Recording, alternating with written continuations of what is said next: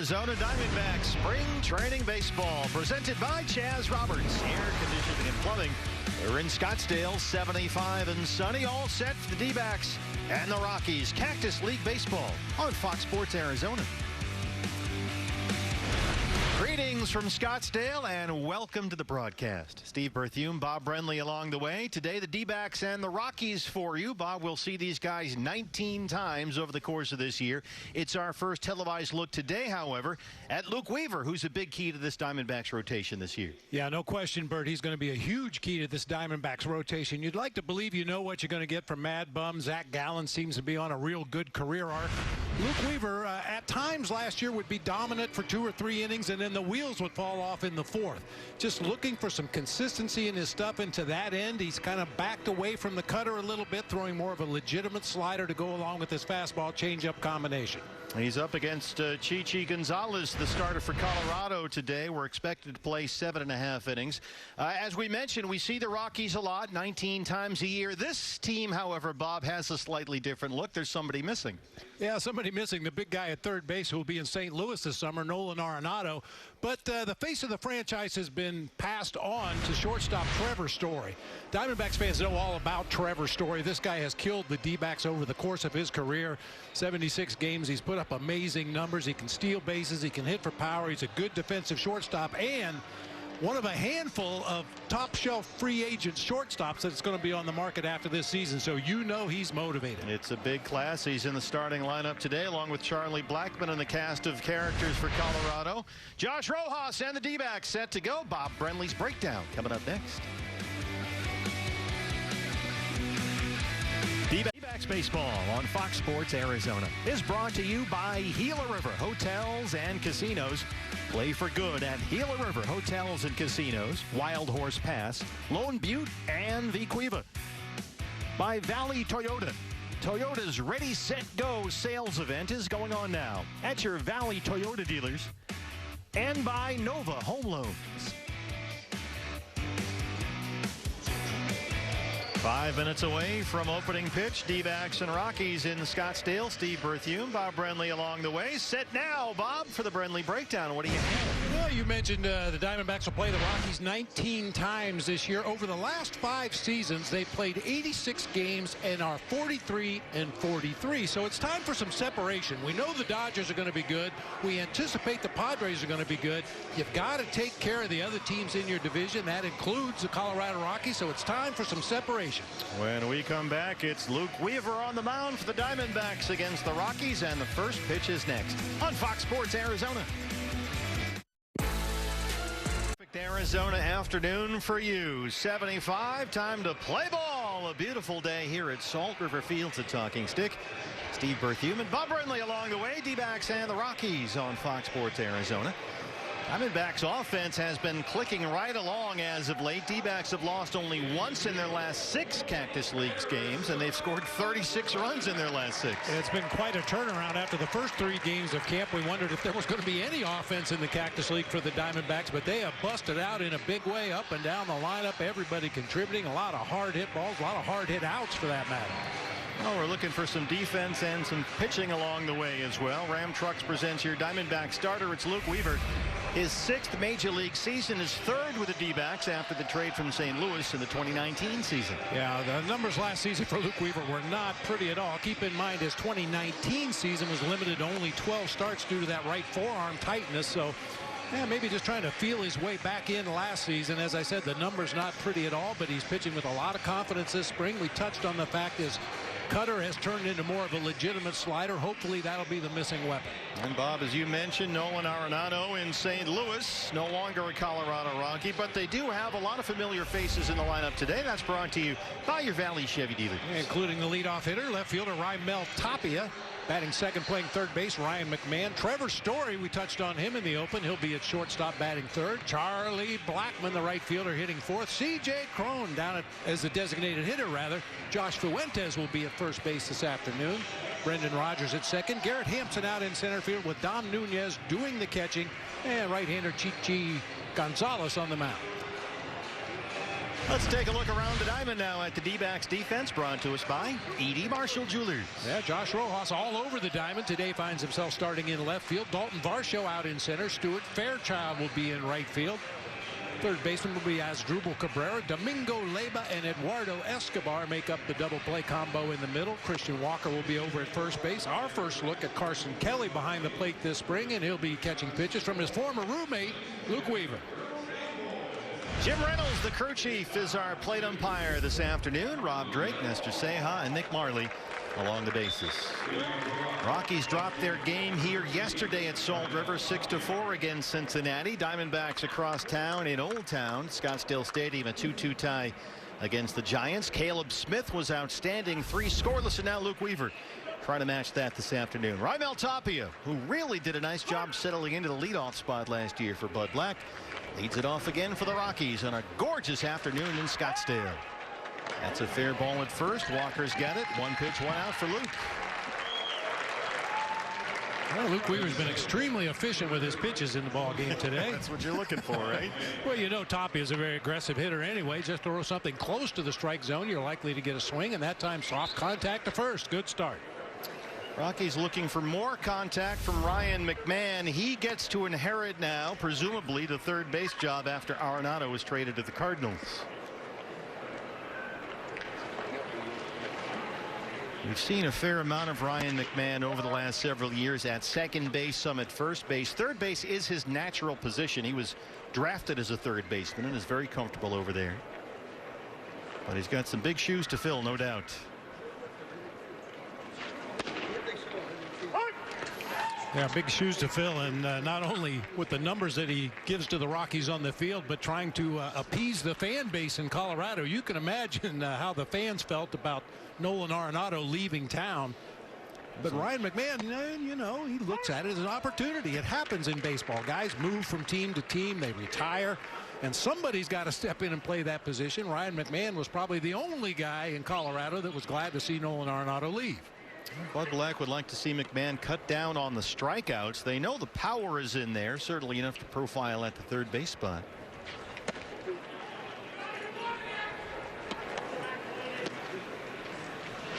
Looks like it'll be McMahon at third.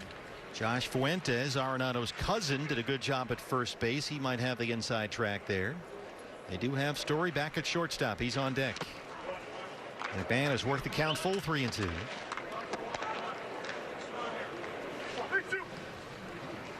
Ironically, with the departure of Arenado, it's even more so now. But the strength of this Rockies ball club is their starting pitching. Haven't heard that a lot over the last decade or so. But they have a pretty fair rotation.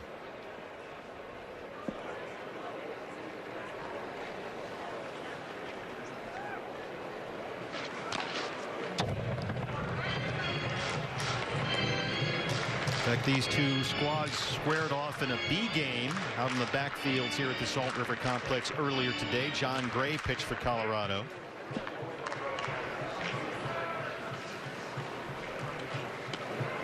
Both the tenants here at this outstanding complex going head to head.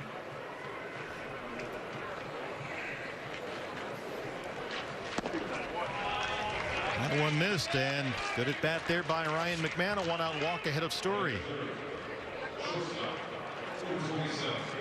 Pretty good take right there. Looked like a 3-2 changeup from Luke Weaver to Ryan McMahon. And in those 3-2 counts, especially in spring training, most hitters are going to be overly aggressive, and that's what Luke Weaver was hoping for right there, trying to get him to nibble on a pitch down below the bottom of the strike zone. Trevor Story only 4 at bats so far in a pair of Cactus League games, but he's already homered once. His numbers last year. He homered in his second Cactus League at bat opposite field off Jordan Zimmerman, who's trying to win a job with Milwaukee. And as you mentioned, it is going to be, if nothing changes, an all-time shortstop free agent class after this season. Trevor Story, Carlos Correa, Francisco Lindor, Javi Baez, all as of this moment scheduled for free agency, although the Mets say they're going to try and work out a deal with Lindor. Those talks may get underway soon.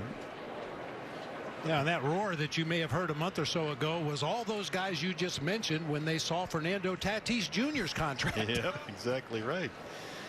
Well, the question with Story, I guess it's a two-part question. Can they afford to keep him now? And does he want to stay after Arenado had to be moved? Rockies did get a pretty decent starting pitcher in left-hander Austin Gomber, but they didn't get a whole lot in return for Arenado. They did move a lot of money, and that seemed to be one of the big motivations for that deal. I think the other side of that question, can they afford to keep him, and can they afford not to? That's a great point. I mean, they've already taken a PR hit.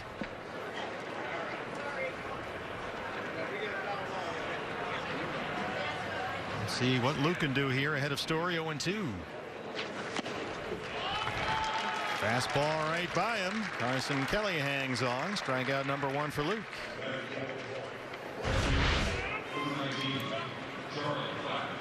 Fastball up there above the belt, out over the plate. That's normally a dangerous pitch to Trevor Story, but that time Luke Weaver's able to rush it right by him for the second out of the inning. And with Arenado gone now, you figure they're going to need more production in the middle of the lineup, and that's where you look to Charlie Blackmon, who for a long time was their leadoff hitter. Raimel Tapia settled into that role nicely last year, and so Blackmon figures to bat somewhere second, third, fourth. He's batting cleanup today.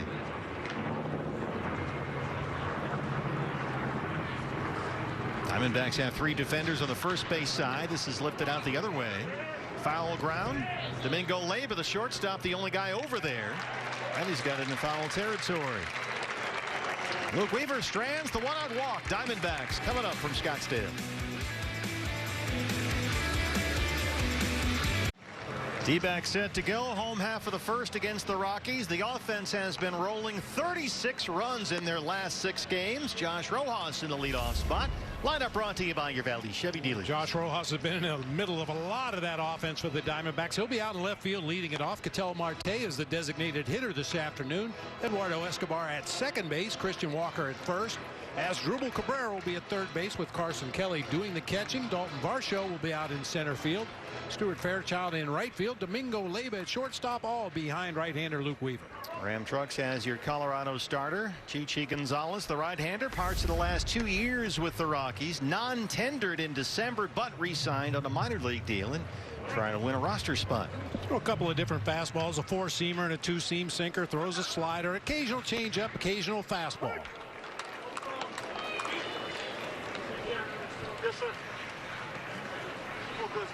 Rojas, as always, playing all over the field. I'm not sure we've seen a whole lot of him in the outfield so far this spring. He's been mostly shortstop, second base. And spring training is the time to make some adjustments. Actually, for a lot of these guys, it started in the offseason as they resumed their workouts. And Josh Rojas is a guy that's tweaked his setup in that box a little bit, not nearly as closed as he used to be. Feet almost parallel in that left-handed batter's box. Boy, he is on everything this spring. Rojas lines it into the gap, and he's headed for second. How about an 8 for 21 start to the Cactus League for Josh Rojas?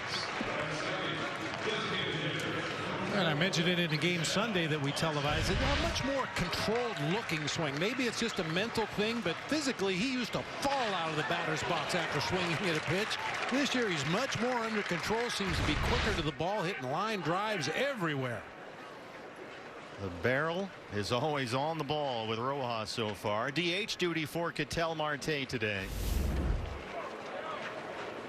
Looking for a bounce back after a somewhat disappointing offensive year last year, bothered by a left hand injury for a while.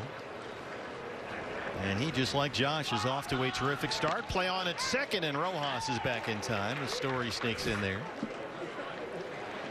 That's something that you generally see a lot of in spring training. Pickoffs. Why? Because you work on them in the morning. Guys come out here at 9 o'clock. Okay, what's our fundamental today? We're going to work at pickoffs at second base, and you can bet money that there's going to be at least one pickoff in the game after you work on a drill in the morning. Well, that's a great point, and you make that every spring. The start of this game is not the start of the day for these guys, right? They've been here for a while. They've been here for quite a while, and a lot of them will be here long after we get home after the ball game, continuing to work on things they're trying to improve.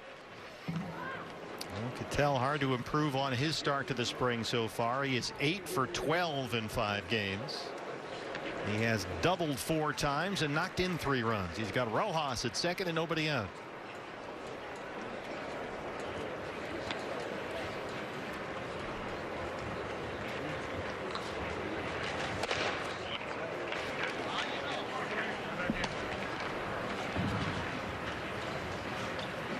Spring training obviously is different from the regular season. A situation like this during the regular season, you would probably see Ketel Marte pitch very carefully, try not to give him anything good to hit. You've got a base open down there at first.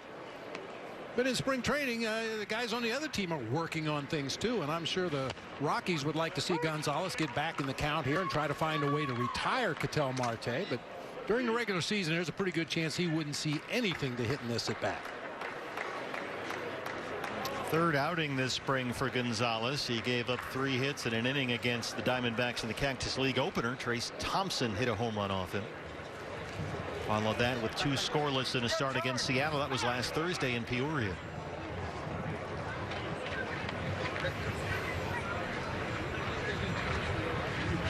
They may need that depth. Antonio Senzatella has a hamstring issue right now. Don't expect that it's serious, but it might provide a glimmer of optimism for Gonzalez making the opening day roster. Their rotation, as we mentioned, is almost certainly the strength of this Colorado ball club. Germán Marquez is the clear ace. After that, you've got some combination of Senzatella, Kyle Freeland, who looked good again last year, John Gray, who worked this morning in a B game. They've also got Austin Gomber, a lefty they like, who came over from the Cardinals in the Arenado deal. They've got Gonzalez trying to provide some rotation depth. They have Derek Rodriguez, who used to pitch for the Giants. Pudge's son is in camp with Colorado as well.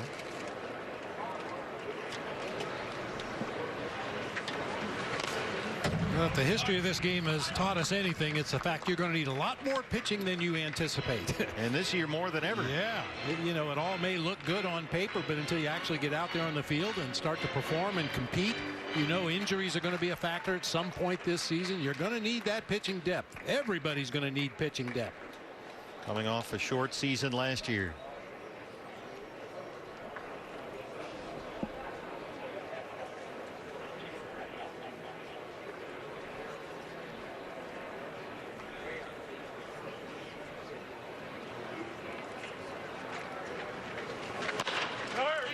Ketel digs that one out of the dirt. Rogers charges from second. Rojas in at third with 1 out.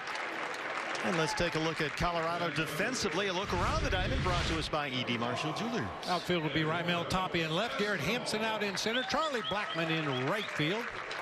Seems funny to mention anybody other than Nolan Arenado at third base, but it's Ryan McMahon and Trevor Story on the left side of the infield. Brendan Rodgers, Josh Fuentes on the right side, with Dom Nunez doing the catching for right-hander Chichi Gonzalez. Well, here is Eduardo Escobar, trimmed down Eduardo Escobar, who was the starter at second base today. His numbers from a tough season offensively last year. Another guy looking for a bounce back. And this is interesting. It will be to see how often Torey Lovullo wants to use Eduardo at second, given the option like he's done today, because you've got Asdrubal Cabrera, who can play third. He's in there at third this afternoon. It's one way to go if you want Escobar at second, Cabrera at third, and Marte in center. So we may see more of this over the course of the year.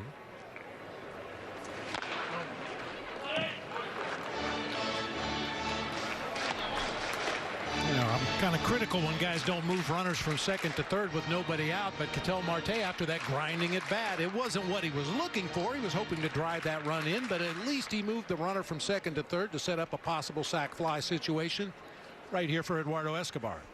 But Eduardo down 0-2 in the count. He's got Christian Walker on deck behind him. Fastball up, but Escobar strikes out.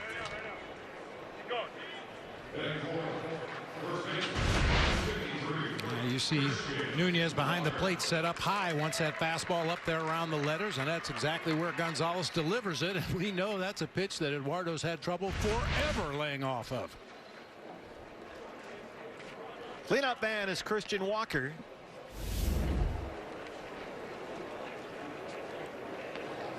Three hits in 4 Cactus League games so far. He's homered once.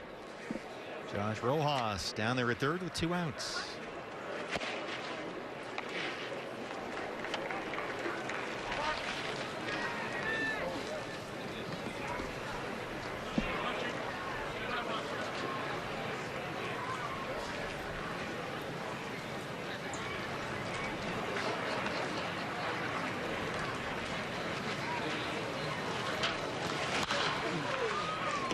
When we first started to see Christian Walker after the Diamondbacks acquired him, we'd see little tiny slivers. He'd come up for a week or so, get the occasional pinch hit, go back down to Reno. But over the last couple of seasons, he has become a very consistent performer in this lineup. There's Darnell Coles, the hitting coach.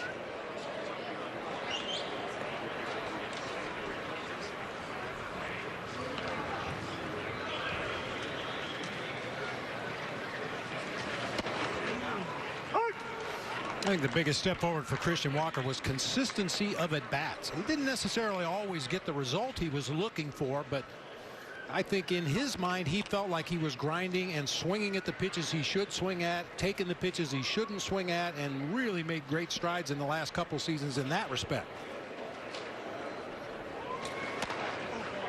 He's off a fastball, and it's 2 balls and 2 strikes. Well, he knows, and he'll tell you that he's in a position in this lineup that he's got to slug. He is expected to drive in runs, and he's well aware. And I guess it's hard to do that sometimes and still maintain good plate discipline. Yeah, if you know you're a guy that your teammates are looking for to drive in runs and hit the ball in the gap or over the fence, it's only human nature to go up there and try to do that on occasion. But I think Christian has learned his own strengths and weaknesses by the increased playing time, and hopefully we'll see less of that aggressive free swinger and more of that locked-in power hitter. And that's something that Torey Lovullo has talked about for years now. Even if you feel a responsibility to produce and you don't get the pitch you want, you have to trust the guy behind you. Keep the line moving, take the walk, and trust the guy behind you will drive the run in. That leads to big innings.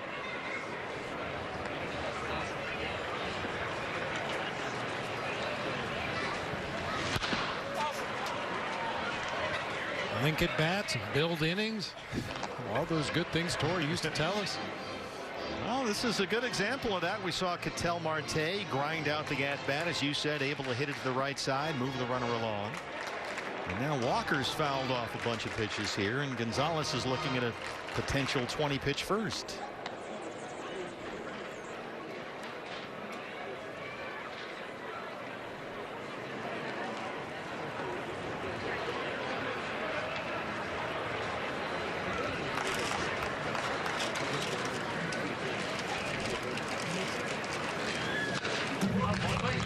Well, Jim Reynolds, interesting where he sets up there. He kind of angles himself, the plate umpire, and he got almost directly behind not the catcher Dom Nunez, but the hitter Christian Walker that time.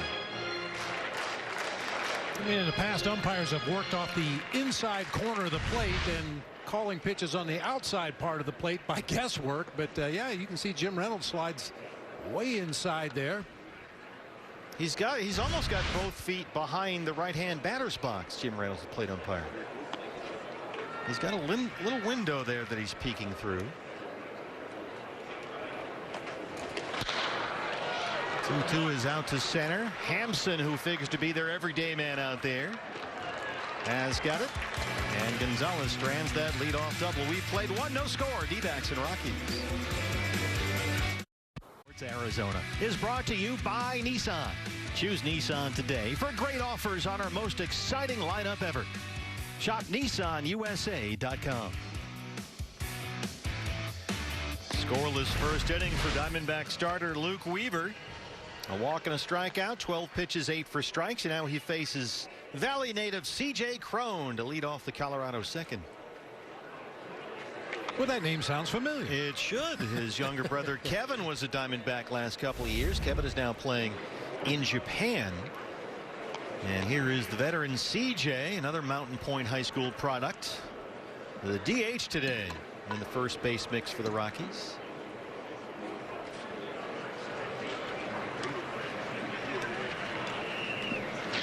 This is a guy that really flies under the radar, but he's already got well over 100 career home runs. He's played for the Angels, the Rays, the Twins, and the Tigers.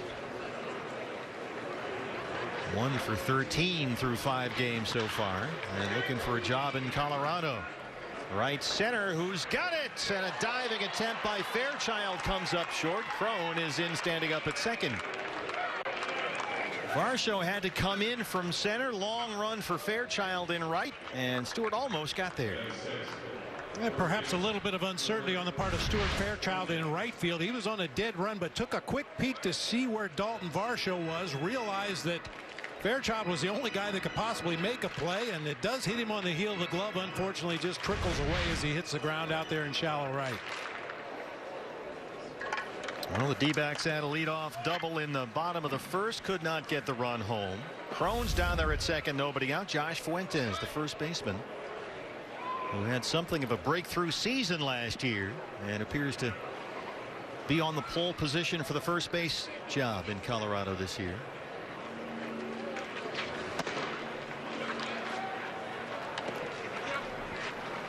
Fuentes with a good spring, 4 hits in 6 games. He's doubled twice and knocked in 3 runs.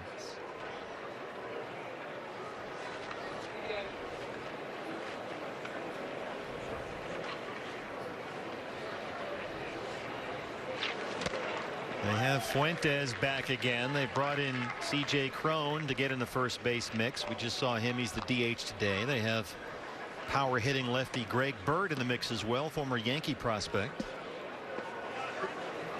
But first base in Colorado for the last decade has just been a revolving door. Yeah, since Todd Helton retired, they just can't seem to find the right guy to man first base. Ian Desmond may have been in that mix, but he has opted out again this year. That may change at some point down the road. Desmond said he's opting out for now, after skipping last year as well for COVID concerns.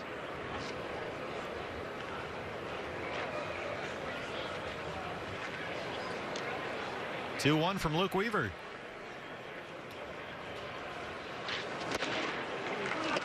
That might have been slider or fastball away. Let's see. Yeah, not sure exactly what that was. Very subtle late movement that time. Yeah, it looks like the slider. A little downward movement away from the right-handed hitter. And that's the pitch that you mentioned in the open, Bob, that Luke has gone to. He's put the cutter away now, and he's gone to a slider. Says he has more margin for error with the slider. Cutter, you got to fit it into a tight window, and there's second strikeout for Luke Weaver. Our Fox Sports Arizona fan poll question is on the Twitter, and you can participate along with all of us here at the ballpark. Which team will be the D-backs' toughest opponent in the National League West? Just look for the tweet from the Fox Sports Arizona Twitter account. Dodgers, Padres, Giants, or these Rockies. Results of your votes coming up later in the broadcast. I'm going to guess it's going to be either A or B. Yeah, you would think so. But you never know. Here's Brendan Rodgers. And another guy on Colorado's lineup that may finally have found a consistent spot. He figures to be the second baseman. This is a guy who not long ago, as Crone gets into third, Rodgers was the 3rd overall pick in the draft a while ago and just had not been able to stay healthy. No chance for Carson Kelly to get Crone down there. Does a nice job of blocking that ball. Gets a bounce up the third baseline, which leads him right into his throw. Just too big of a jump out there at second base by Crone that time. Block and recover. Just not enough time to get that runner at third base. So Crone gets 90 feet. He's at third with 1 out. And a 1-0 count on Brendan Rodgers. That is drilled toward the left field foul pole, and that's going to go halfway up the berm.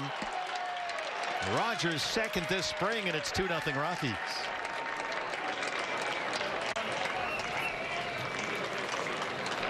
Well, he came highly touted out of a high school in Florida, the 3rd pick in the 2015 draft.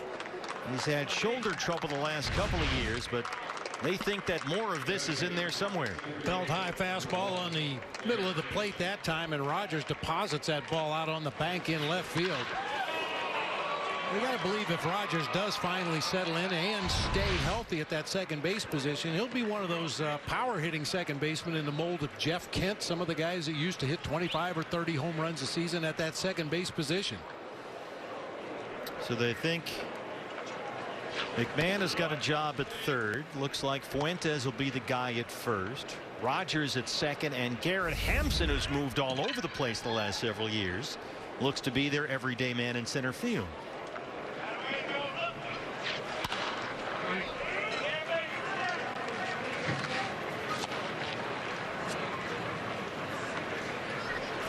So the outfield for Colorado more often than not should be exactly what it is today. Tapia in left, Hampson in center, and Charlie Blackmon in right.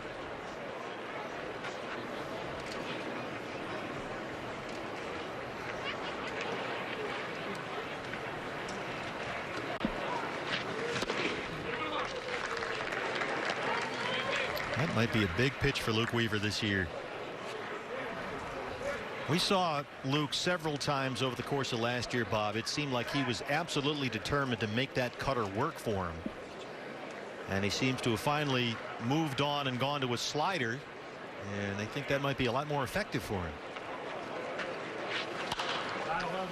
Well, I think the slider, just projecting, will be a much more consistent pitch for him. That cutter in seasons past, there were nights he had a really good one and would just pound away at hitters. There were other nights it didn't do anything, and a cutter that doesn't cut is a very hittable fastball. Here's Matt Herges, the pitching coach. Yeah, Luke felt too many inconsistencies with that cut fastball last year, so he's put it aside for now. Right there, says Jim Reynolds. Third strikeout for Luke, 2 down. He just painted that outside corner that time. Carson Kelly had set up inside, just a subtle movement toward that outside corner to receive that pitch, and they get the call from Jim Reynolds for the second out. Another change for Colorado. No more Tony Walters behind the plate for the Rockies. He's now in camp with Pittsburgh. And so you've got Dom Nunez and Elias Diaz splitting the catching duties for Colorado. Here is Nunez, who bats ninth.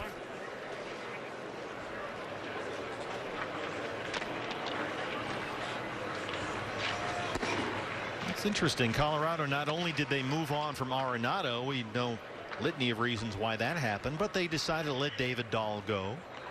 They had put a lot of work in with Tony Walters, who all the pitchers seem to love throwing to. He's no longer around. They decided to move on from him. So it's a slightly different looking bunch here in purple. Fairchild in right center's got it, but Brendan Rodgers, a 2-run homer, gives the Rockies the early lead.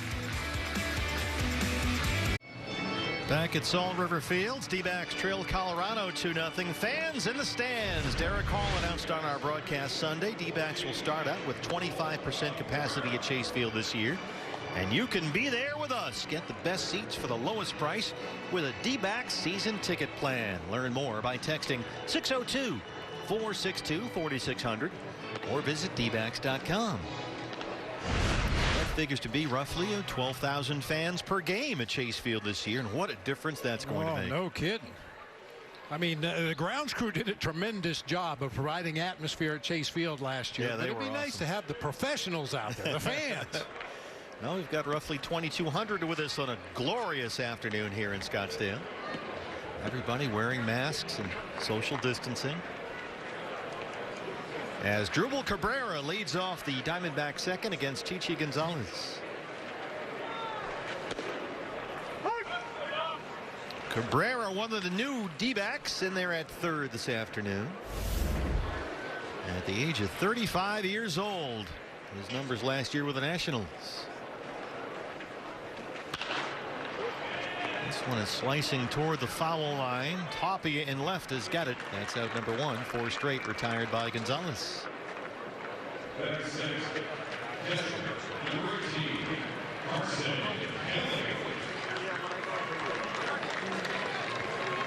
I think one of the X factors for the Diamondbacks this year, at least offensively, may be right here in Carson Kelly. How much production can they get? Maybe not just from Carson, but out of the catching position overall. Well, obviously that remains to be seen. We liked a lot of what we saw from Carson Kelly a couple of years ago. Last year, a little bit of a fall off offensively, but I think it's in there. I mean, we've seen it at times when Carson Kelly gets locked in at the plate, what he's capable of doing offensively. You know, much like Luke Weaver on the mound, you're just looking for some consistency. Carson, 2 hits and 10 at bats so far this spring. Hasn't played a whole lot. That's what Carson Kelly can do. He can pull the ball with power, and the Diamondbacks answer back. Carson Kelly, his first of the spring. Boy, is that a welcome sight for Carson. Let's go ahead and make it our Chaz Roberts Air Conditioning and Plumbing Cool Play of the Game. It's pretty cool. Solo bomb to left field by Carson Kelly. Game on a breaking ball. It just kind of hung in the middle of the plate. Our Chaz Roberts Air Conditioning and Plumbing Cool Play of the Game. Yeah, he's got definite pull power. We've seen him not only hit home runs to left field, but rip doubles down into that left field corner. When he's catching that ball out in front of home plate, that's when he's at his best. Here's another catcher who is in center field today, Dalton Varsho. Versatile Varsho. Careful there. 3 hits in 6 games this spring. Dalton on the ground to second for Rogers from the edge of the grass. 2 outs in the second.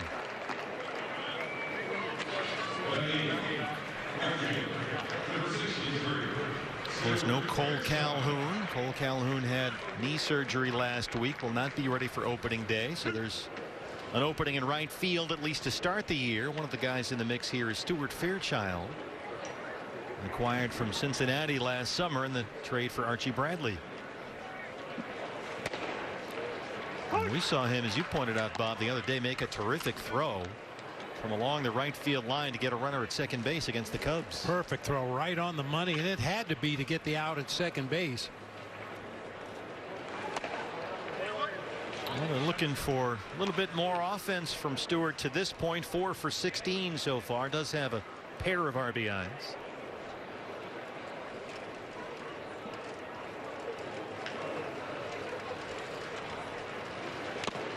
I thought it was interesting when we talked to Torrey the other day. He mentioned that they weren't so much worried about results. Yeah, obviously everybody would like to get your hits. You'd like to drive in runs and score runs and do the things you need to win a ball game. But in spring training, the coaching staff and the manager, they're watching the process. Is his at bat good? Did he swing at the right pitches? Did he take the pitches he should have? Did he work the count in his favor? When he got the count in his favor, did he take aggressive swings? Those are the kind of things you look for, even if the result may end up being a ground ball to second base or a fly ball to center field. If the approach was right, if the thinking was right in the at-bat, you can't really control the results. So certainly you'd like to get more hits. You'd like to see that batting average creep up there. But Torrey and his staff are looking a lot deeper than just the superficial numbers. At this point, process oriented and less so result oriented. That has a way of changing over the course of a baseball season, Sure however, does. but right now, just do the right things and hope for the best. Get it bad here from Stewart. Yeah, when that proverbial bell rings, the talk about sticking with the process kind of loses a little traction as opposed to putting up numbers.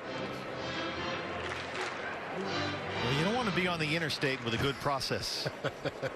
or a secret agent, Agent 088.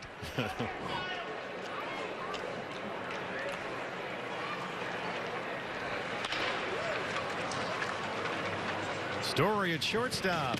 Close at first. Fairchild runs well. He's aboard. A little casual approach that time from Trevor Story, who is among the best defensive shortstops in all of baseball.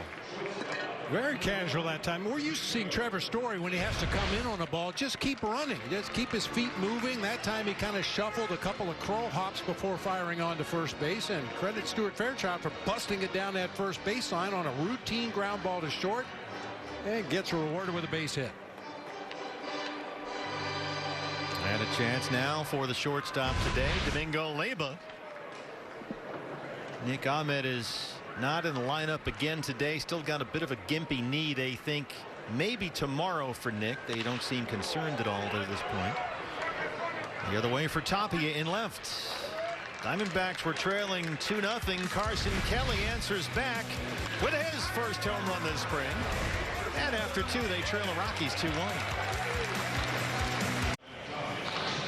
Carson Kelly's first home run this spring has the D-backs on the board. They trail the Rockies 2-1 as we get set for the top of the third inning here from Salt River Fields. Don't forget D-backs home opener coming up Friday, April 9. 25% fan capacity to start the year, and you can be there against the Reds. First pitch at 6:40 p.m. Learn more about Diamondbacks tickets by texting 602-462-4600 or visit dbacks.com. Raimel Tauppi, the leadoff man, leads off the third against Luke Weaver.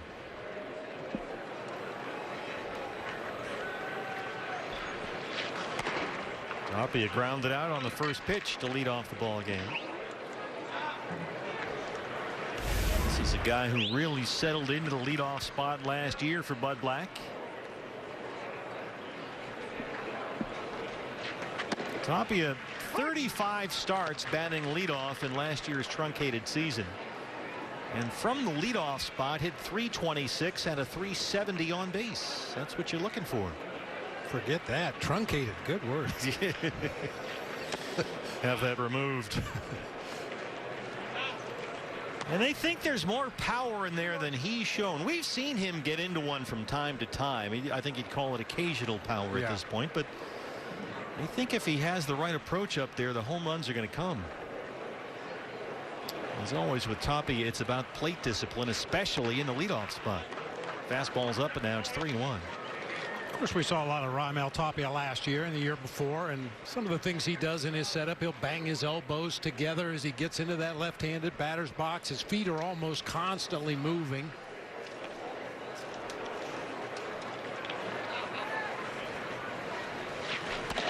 He's gone back and forth with Dave Magadan, the hitting coach, for years now, trying to sort of get him to settle down a little bit up there. A lot of moving parts. But it's amazing what every time we see him, he seems to find a way to impact the game somehow. He does. He's got great speed. Did he go? Yes, he did. Strikeout number 4 for Luke. In spring training, that is almost always a strikeout. And it should be. Hey fans, get updates right from the Diamondbacks when you become a D-backs insider. You can also stream every regular season game live or on demand with MLB.tv online. As I easily shift promo reads, nobody even noticed. Nobody. I didn't.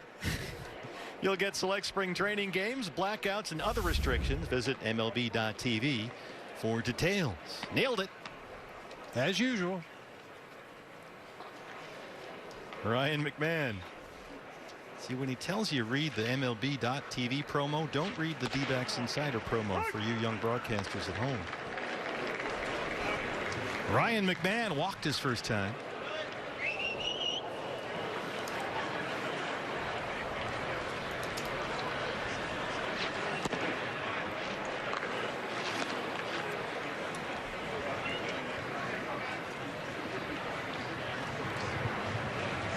So far for Luke Weaver.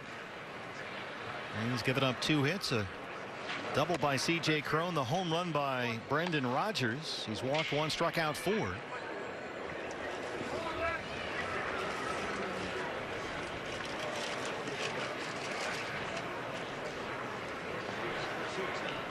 This is his second start, Luke Weaver. He was the winning pitcher last Wednesday against the Indians in Goodyear. Went 2 innings in that outing, gave up just 2 hits. In fact, the 2 hits he gave up were singles by the first 2 Cleveland batters. He got into immediate trouble, but then against Jose Ramirez, one of the best hitters in that lineup, got a double play ball and got out of the jam. And as a pitching coach and a manager, you like to see that in spring training too. You like to see a guy pushed up against it with his back against the wall, runners in scoring position. Okay, what's he going to go to now? How's this stuff going to play in a tough situation, even in a spring training game? You don't want to see it happen every inning, but you'd like to see all your pitchers get put in a situation where they've got to execute pitches to get out of a jam. 3-2 backs up Varsho in center, and that's gone. Ryan McMahon, that's the power they're looking for. Second home run given up by Luke Weaver so far, and the Rockies extend that lead back to 2 runs. It's 3-1.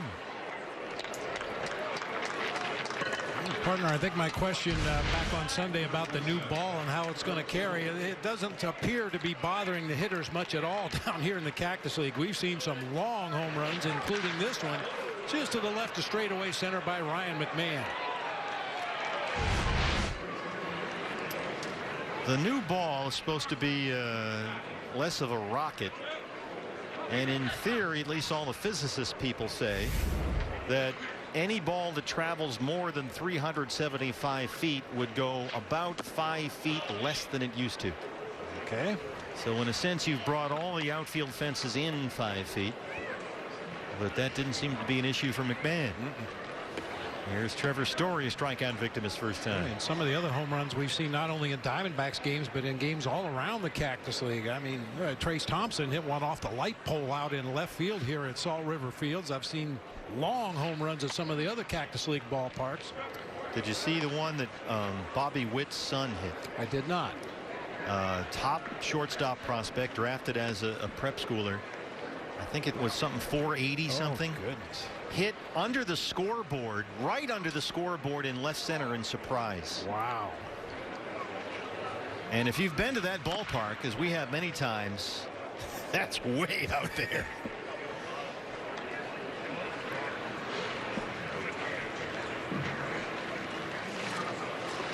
Story kind of talking to himself outside the batter's box there. I think he had a pitch he thought he should have done maybe a little more with.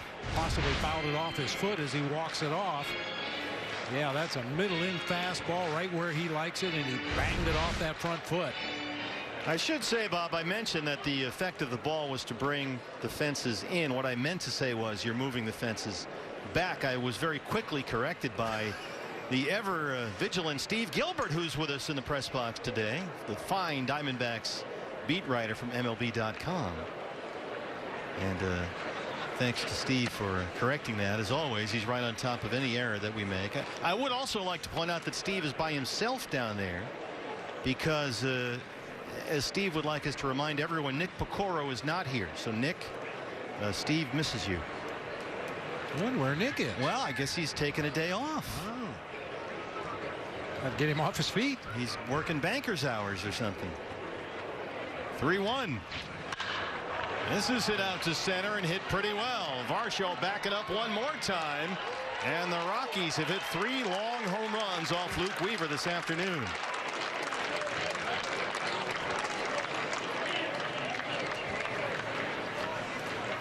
It was Rogers in the second, McMahon and Story back-to-back in the third. Another blast, this time just to the right of the batter's eye in straightaway center field. I mean, there's no question. We've talked about the Rockies rotation on paper being much stronger this year than perhaps in years past. You know, a different look to their offense. But when you play half your games at Coors Field and you can get the ball in the air like that, they're still going to hit a lot of home runs. So Trevor Story has 2 hits this spring in 6 at bats. Both hits are homers. Charlie Blackmon.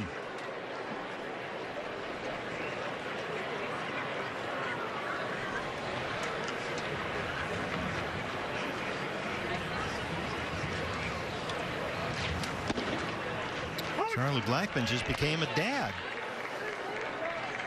And he's got the whole family out here today. He's thrilled to be a new dad. Baby doesn't have a beard yet. Yeah, yet. So congratulations to the Blackmon family. Someone asked him a while ago, does that change your perspective at all on not just baseball but life? I mean, Charlie's 34 years old. He's getting up there just a little bit. He'll be 35 in July. And he says, yeah, I'm thrilled to be a dad, but I still love hits. And he gets a whole lot of them. Thought he might hit 400 for a while there last year. Remember that? Well, he was sneaking up on 500 when we faced him at one point early in the season. Well, try stop by Walker at first base, out number 2. Yeah, Blackmon for a while, they thought, you know, he might get to 400. And it lasted a good long while there, but he faded big time down the stretch. Over his final 42 games, he hit 216. Yikes. And finished just a biscuit above 300 for the year. At 303, here's C.J. Cron, the DH today. Cron doubled in the second, came home on a Brendan Rodgers 2-run homer that made it 2-0 Colorado. Carson Kelly answered with a solo shot in the home half. Made it a 2-1 ball game, but now McMahon and Story have gone back-to-back in the third.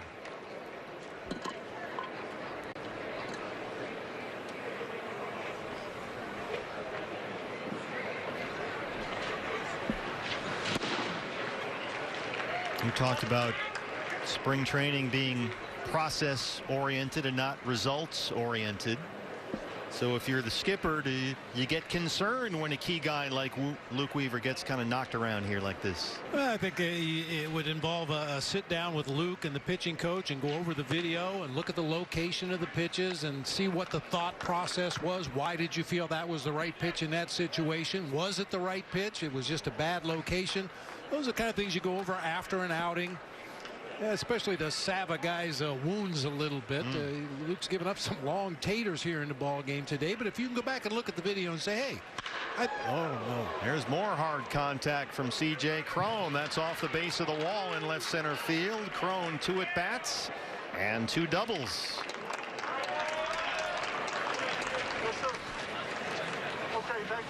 Yeah, especially in spring training, to finish answering your question, you sit down with the pitching coach, you go over the video. That looked like a changeup, perhaps, maybe that new slider he's throwing, but he left it up and out over the plate to a strong hitter who bangs it off the wall out there in left center. Yeah, if it's a question of was that the right pitch, then you have to bring the catcher into the situation as well and talk about what was the thought process going into that pitch, and was it the right pitch and just the wrong location. And I think that's been the case with Luke today, just some bad location misses. There's Matt Herges, the pitching coach. We will talk live with Matt from the dugout at the end of this half inning and ask him what he's seeing. Josh Fuentes, a strikeout victim his first time. Colorado has 5 hits in the ball game, 2 doubles and 3 home runs. So we'll ask Matt Herges about that when we come back. Diamondbacks trail the Rockies 4-1. Bright blue skies overhead, nice and cool, about 75 degrees or so here in Scottsdale. Steve Berthiaume and Bob Brenly with you. D-backs and the Rockies. Chichi Gonzalez, the Colorado starter, out for his 3rd inning of work now. Holding a 4-1 lead, he'll face Josh Rojas, Ketel Marte, and Eduardo Escobar. 1, 2, and 3 in the D-backs lineup. A rough day so far for Luke Weaver. 2 doubles and 3 home runs against him. Luke coming off a 26-pitch third. As McMahon and Story go back-to-back for Colorado to make it 4-1. This early in camp, there's a real good chance that'll be the end of Luke Weaver's day. A long, extended inning. You mentioned 26 pitches thrown. Every run in this ball game has come via a homer. Carson Kelly's solo shot in the second, the only Diamondback run so far, and Rojas, who doubled in the first, will lead off the third. D-backs got outstanding pitching yesterday at Scottsdale Stadium against the Giants. 3 hitless innings by Caleb Smith, who looked terrific. Walked only 1 batter, and then Alex Young came in and pitched 3 scoreless innings. Alex has looked terrific. Boy, Rojas, everything is right on the barrel of the bat. He has been unbelievable. That's his 9th hit this spring. He gets a first pitch cookie this time from Gonzalez. Belt high fastball in the middle of the plate, and once again a barrel rocket line drive into right field this time to get the inning started. It's not just the contact, it's the loud contact. Loud contact. A double and a single for Josh. Here's Ketel Marte.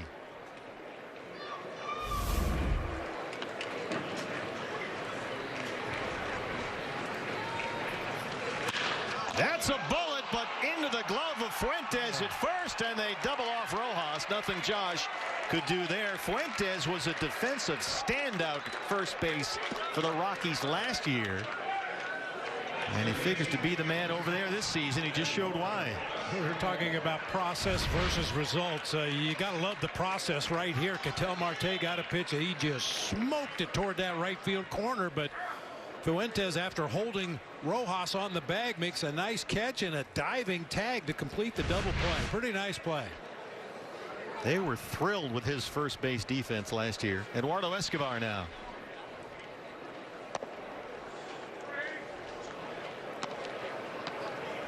We told you we talked to pitching coach Matt Hergis in this half inning. We're going to do that top 4. Give Matt a chance to talk to Luke Weaver about what he saw out there, and then we'll ask Matt about that conversation coming up the next half inning. Baseball, what a game. Got 2 batters, 2 pitches, 2 line drives, and there's 2 outs and nobody on base. Well, Bob, that's baseball. That's baseball for you. 2 rockets down there. Now Escobar will probably break his bat into 100 pieces and float one over Fuentes' head for a base hit. 2 balls and a strike on Eduardo, who's the second baseman today.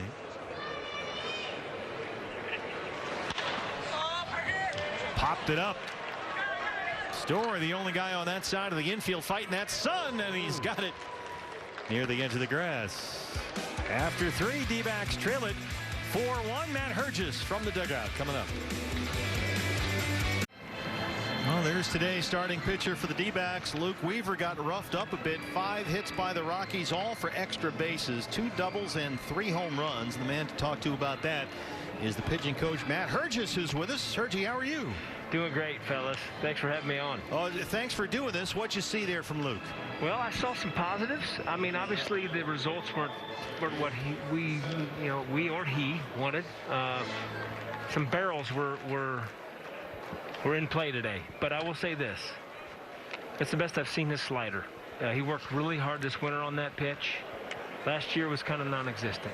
He couldn't land it. The shape was inconsistent. But that's the best I've seen it, and that's encouraging. He even got a swing and miss on a curveball, which is very encouraging. Obviously, we know his play up on his heater. But when you fall behind, when you get a 3-ball count, we just talked about it. 3-ball counts mess your whole life up as a pitcher, and that's kind of what happened with Story and McMahon. And now we're getting a look at Corbin Martin, who may be a big part of the Diamondbacks' future here. But I want to go back to Luke for a second here, Hergie. You mentioned the slider. Bob and I noticed last year, and we actually talked to Luke a bit about this earlier, that there were times last year where he seemed determined to make that cutter work for him. Yeah. And that has now been sort of put on the side, and now it's a slider. Why the change from the cut fastball to the slider? Well, we felt that he needed a little more depth on it. We felt that we wanted a pitch. Brendan Rodgers, who homered earlier, bidding for number 2. And that one drops behind Rojas on the warning track, and Rodgers has got a home run and will score that a double for the moment. But back to you, Matt. What about the cutter versus the slider for Luke? Well, we felt that he just felt that he needed to be so fine with that cutter, and it was just getting him in bad counts. It was on the plate, off the plate. It was strike to ball. And we said, listen, if you can work on, if we can reshape this cutter into a kind of like more of a slider, you'll be more confident throwing it in the zone for a strike. It's got depth, which we love depth, obviously, because it hits the bottom of the bat typically. And he worked on it. He got it done, and so far in camp, it's been a highlight for me with Weave. We talked, Bob and I, earlier about spring training being much more, at this point anyway, process-oriented versus results-oriented. Was there something that Luke was trying to do today specifically? Well, that you can share, I should say. Yeah, absolutely. Our plan with Weave recently is let's break this down. What are you great at? And we just identified the things he was great at. What are they? Well, he has an elite rising fastball where he's getting more than 20 inches of vertical break, and that's really cool. So we said, there you are. So that plays both at the bottom of the zone and the top of the zone. We also told him, listen, and he agrees, you have an elite changeup. Yeah. So he's more of a north and south type of pitcher, right? So that's another thing that kind of took away with that cutter. He wanted something a little east and west, and we believe that, he's north and south, and I think that slider gets more down action. That kind of plays into his repertoire. And then third, I guess not secondary, but thirdary, if that's a word. It is now. It is now.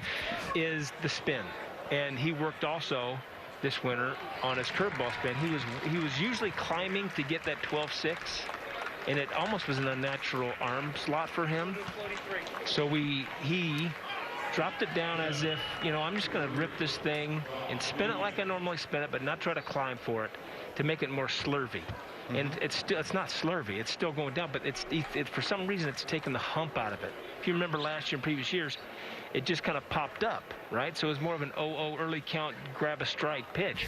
We feel now that it could get a swing and a miss here and there, and it did today on Hampson. And Hampson usually doesn't swing and miss too often. Matty, I'm going to take you to the other side of the battery. After an outing like today for Luke Weaver, obviously you're going to sit down with him, maybe look at the video, talk about pitches in certain situations and what happened here and what was your thinking there. How often do you include the catcher in that conversation? Because obviously Carson Kelly's calling the pitches, he's receiving the pitches. Would he be involved in a conversation like that, grading out his performance today? 100%, especially with the catchers we have. We have a few dudes that are really cerebral. Their feedback is phenomenal, and they're definitely, like, I don't know if you saw him go out after he punched somebody out and Carson ran out to talk to him. They're on everything. Our catchers they see better than most. So absolutely I need him. I'm learning from these guys daily and what they have to say and what they see, and then maybe different ways to say things.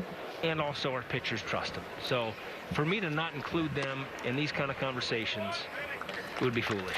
I'm glad we have you for this moment right here, Hergy, because we've got Corbin Martin out there now, and I want to move away from Luke Weaver and on to Corbin, because D-backs fans have heard a lot about this young man. Came over from the Astros in the Zach Greinke deal, was coming off Tommy John, so they've heard a lot about him. Haven't had many chances to see him. Tell us about Corbin Martin. Yeah, well, Corbin Martin. Doggone it. There's Nunez into the corner. Another run comes home, and as Rogers scores, makes it 5-1. Well, we all know Corbin was in that Zach Greinke trade, and if I didn't make the trade myself, but looking at all the pieces, he was definitely a big piece. You're talking about power. He's got power stuff. Delivery is as simple as it gets, under control, and he's got fire coming out of that arm. Has a exceptional changeup. Doggone it, I've been waiting to see this guy. I've been waiting to see this guy. Like, we all have, yeah. We're just chomping at the bit to get him in here and get him built up. And, you know, the best part about him, honestly, is the brief time I've been with him, is just his mindset. Like, he has got a strong, he knows what he wants to do. Look at that right there. That's beautiful. 95 to the absolute knees. He has a confident, low heartbeat. It's just, he's one of those guys, they're all joy to coach, but this guy is a real joy to coach. Obviously because of the stuff, but just who he is in terms of, like, his makeup is exceptional. I mean, he's a second-round pick by Houston out of Texas A&M. He's an Aggie, and he's one of these great Texas pitchers. He's from Cypress, Texas. There's a long litany of great Texas right-handers. Oh, yeah. They're all over the place. Now, he was going to come back, if I recall, and correct me if I'm wrong, Matt, but we had a chance to see Corbin at the end of last year. Then he turned up with an oblique. Mm-hmm. Yep. You know, it's one of those things where after your Tommy John, not tons of people understand this, but right when you get healthy and you start to pitch, it's really strange. Like, you go out there one day and feel like, oh, I'm ready. I'm ready. Then the next day you'll be completely, like, you almost have the yips. Like, it goes, it's such a roller coaster coming back from that Tommy John. And that's why it was so important for us to put him in that instructional leg at the end of the year, because he got competitive innings. Sorry, hold on. 13, he's doing all right. He needed those competitive innings in instructional. Like, sure, it's instructional leg, and it's not a ton of, I don't know, excitement about that. But he still had a batter, and doggone it, had a batter in the box, and that was huge for him to start this year with that under his belt. Counting those pitches, he was at 13. Torey Lovullo checking in. What's the strength of this rotation? Who's out there that maybe we haven't heard about that you like? Because there's a lot to like here. Yeah, no question. We have Hayes in the group has really, they've gotten a lot of, they've accrued a lot of depth. We have some depth. So today over there on the B game with the Rockies, we had Taylor Widener. and he's looking really good. He completely redesigned his slider. His slider's actually getting all kinds of swing and miss on it, which obviously we love swing and miss. But Bum, look at Bum. You saw that first outing? Oh, that curveball looked good. Yeah, but Bum is a new guy this year. What's new? Well, what's new is... Or what was old is new again, maybe? I think that's a better way of putting it. Yeah, he came in shape. He came in, just his pitches were sharp, and that command, he just had, I could just say, okay, there's the giant swag that I saw him with the San Francisco Giants. That's what I saw. You like to call it playoff bum, right? Playoff bum, that's it. We saw playoff bum. And that's the thing, like, listen, I know he had a down year, but we cannot forget, we cannot discount what he has been in his career for 10 years. I mean, he literally took a whole city on his back and said, here's a ring, guys. I mean, he did that, and we all saw, we were all amazed. And again, that was a ways back, but that's who he is. He's used to wearing that heavy crown. Now, let me ask you this, because this is the question that everyone in your position is facing all over Major League Baseball last year. How are you going to cover all these innings coming off a short season? Guys that normally throw 180, 200 innings last year threw maybe 60. Right. So how do you manage that over the course of a full season? Well, I'll say this. We have an elite medical team. That's big right there. There's the double play. That's big. Our medical will handle that and those questions right there. I'll just defer to them on that. And we'll defer to you on all the pitching stuff. Matt Herges, thanks for doing this. Thank you, guys. Appreciate it. Great to see you. You too. Our first televised look at Corbin Martin. D-backs trail the Rockies 5-1 here at Salt River Fields at Talking Stick.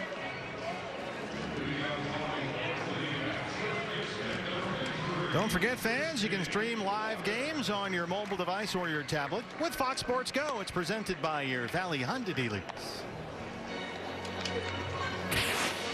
New pitcher for Colorado, 3 innings out of Chichi Gonzalez, and he makes way for the former Tampa Bay Ray, Jose Mujica, who spent last season at the Rockies alternate training site.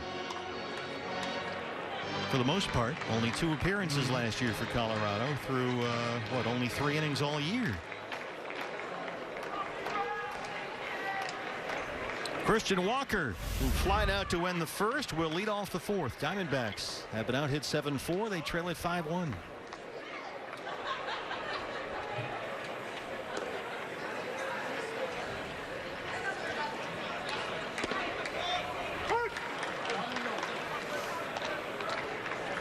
Partner, this is an historic day. Is it? As a matter of fact, this day in baseball history in 1995. I remember it well. The owners meeting was held down in West Palm Beach, Florida, and they voted 28-0 to add 2 expansion teams, the Tampa Bay Rays and the Arizona Diamondbacks. I remember, I think in that meeting it said if Brenly's involved, then you can have the team. And it worked out great.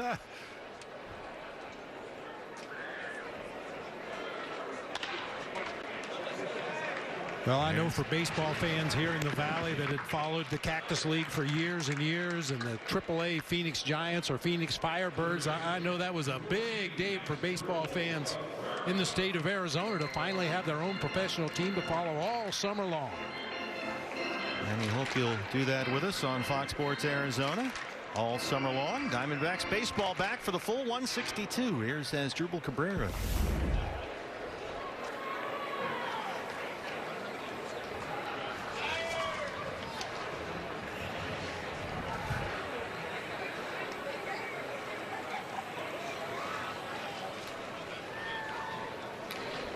Asdrubal flying out his first time, rips one down the line toward the right field corner. That one is just foul. Don't forget, fans, 25% capacity at Chase Field this year. You can be there and become a D-backs insider. Get the latest news, updates, the whole thing. Text D-backs to 76925 or log on to dbacks.com/insider. You'll learn more about on-sale dates, pre-sale opportunities, giveaways, the whole thing when you become a D-backs insider.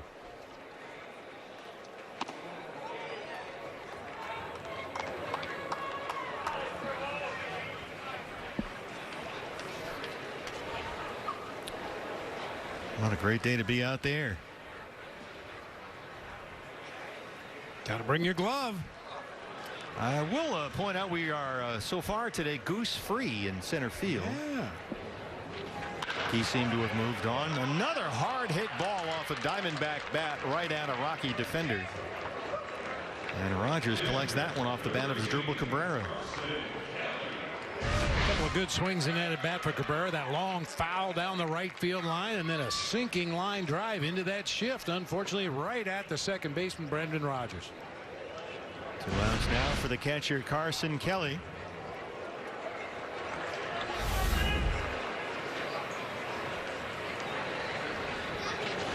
We talked about Carson Kelly's pull power. We saw it in his first at bat.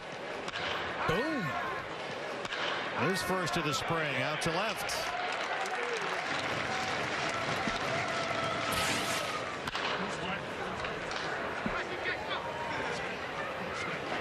Hard to gauge where Carson is offensively because he was limited to fewer than 130 plate appearances last year.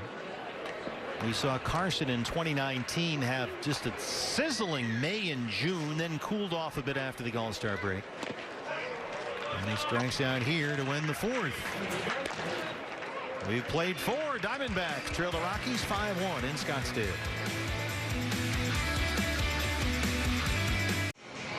Beautiful day to be out at the ballpark. Steve Berthiaume, Bob Brenly with you. Salt River Fields at Talking Stick. D-backs trail the Rockies as we're set for the 5th inning here. And fans, D-backs ticket plans are on sale right now. Get the best seats for the lowest price by becoming a D-backs season ticket holder. You can learn more now by texting 602-462-4600 or visit dbacks.com. So not too long ago that they expect that the Colorado Rockies have been cleared to have about 42% of their capacity at Coors Field, so roughly 21,000 fans for Rockies home games to start the year. D-backs will open up at 25%, which is give or take 12,000 fans, and they hope to expand on that as the season moves on. So get your D-backs tickets now with fans in the stands in 2021. Hallelujah. Our second inning of work by Corbin Martin. Our first televised look at Corbin. Trevor Story, who homered his last time up, leads off the Rockies' 5th. And you heard pitching coach Matt Herges just an inning ago talking about Corbin Martin's very simple mechanics. Not a lot of things to get out of whack when you're out there on the mound. That good fastball in the mid to upper 90s. He just started this sequence here to Trevor Story with a breaking ball for a called strike one. He was perhaps the centerpiece of that group of prospects they got from Houston in the Greinke deal. And what made his inclusion in that trade so interesting was that Corbin had had Tommy John surgery only a couple of weeks before that trade was made. So the Diamondbacks knew they would not have him in either 2019 and likely 2020 as well. So they were ready to wait for this young man because they liked him that much.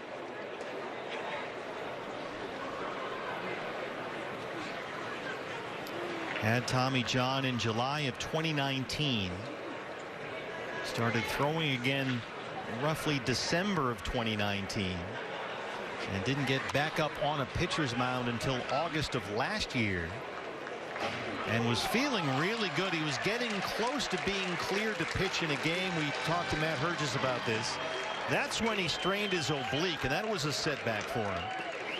So we didn't get to see Corbin at all last year. He has seen briefly the major leagues before. 5 starts with Houston 2 years ago before he was sent down, then got injured. And once again referencing Matt Herges when he talked about the makeup of Corbin Martin. You know, a guy coming off of Tommy John, there was a time when it was a real gamble. Yeah. But because of the advances in you know, the medical industry, they've been able to turn that Tommy John surgery into something that's relatively routine. The big question is, what kind of guy just had the Tommy John surgery? Is he going to put in the work necessary? Does he have the mental processes in place to be able to handle that kind of rehab from a Tommy John surgery? And apparently Diamondbacks liked everything they heard and went ahead and made the trade, and it's easy to see why when you watch Corbin Martin pitch. Buzz the tower that time on Trevor Story, who takes a moment to gather himself again, and now it's a full count 3-2. Corbin Martin, 25-year-old right-hander, 6'2", 228 pounds. Skied to right for Fairchild. So let's take a look at Corbin Martin. Bob, what do you see here? It's just very simple. Like Matt Hurd just said, he starts with his hands in front of his face. He drops them down to belt level as he gets his grip on the baseball. Not a lot of torque with that upper body. Just lifts the front leg and then drives toward home plate. As I said, just not a lot of crazy moving parts that we see with some pitchers that have very elaborate winds-ups, and if it goes sideways, they're lost for weeks at a time. But with his delivery, it would seem to be just a matter of repeating that over and over again. It's very simple. It's probably what you would teach a young pitcher just starting his career. He spent 3 seasons in the Astros minor league system, Corbin Martin, as Charlie Blackmon steps in now. He's 0 for 2. 44 appearances, 33 starts for Corbin Martin, and had a record of 11-4, an ERA about 2.5. And throughout his minor league career, he has averaged about 10 strikeouts and fewer than 3 walks for every 9 innings pitched. And those numbers will work. Yes, they will. Yeah, that simple delivery, and doesn't appear like he's a max effort guy, but yet he gets real good velocity on that fastball, especially when he keeps it down in the zone. It's got some zip on it for sure.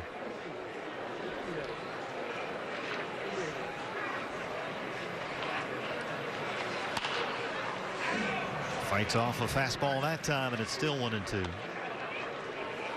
Last year was a tough year. Corbin Martin admitted that this spring, rehabbing from Tommy John. Pretty much just hanging out in the training room, watching everyone go out on the field and do their everyday stuff while you have to stay back. That can't be easy. Yeah. He said it was a tough year and a half, then had the oblique problem. But now it becomes not just the physical part that Matt Hurd just talked about. It becomes a matter, especially for a young guy like this, only 5 major league starts under his belt. As they always say, you got to learn to trust your stuff, and that's got to come in time, especially if you haven't pitched in 2 years. Well, if you've got stuff like this, it's easy to trust in your stuff. I mean, we've talked about that fastball in the mid to upper 90s. That one just tailing away right there.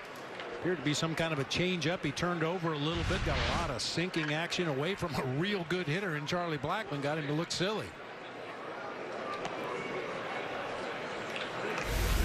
C.J. Cron has doubled twice. The Mountain Point product signed on with the Rockies just last month and looking for a first base job.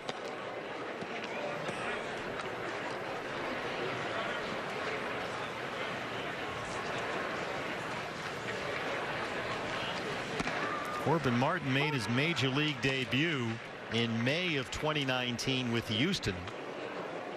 There was a lot of hype about that start. He came up and delivered 9 strikeouts in 5 1/3. He beat Texas.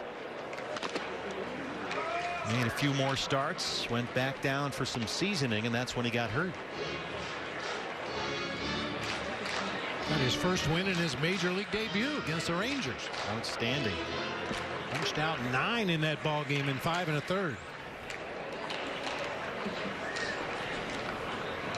He's got Carson Kelly back there. 1 ball and 2 strikes on C.J. Cron. Cron with opposite field power. He's already got 2 doubles, and now he's got a home run. His first this spring, the Valley native.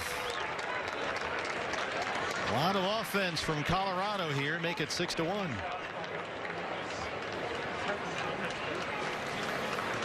Yeah, tried to put a little extra on that fastball that time, did Corbin Martin. You may have noticed Carson Kelly called for the pitch and then kind of gave him a fist pump, slid out on that outside corner. Unfortunately, the pitch strays over the heart of the plate, and that's a big, strong man up there. Goes opposite field for his 3rd hit, his 3rd extra base hit of the ball game. Looking for a job in Colorado. C.J. Cron has kind of bounced around the last several seasons. There's Josh Fuentes now, throwing out of Mountain Point High School. And a nice run with the Angels there for a while.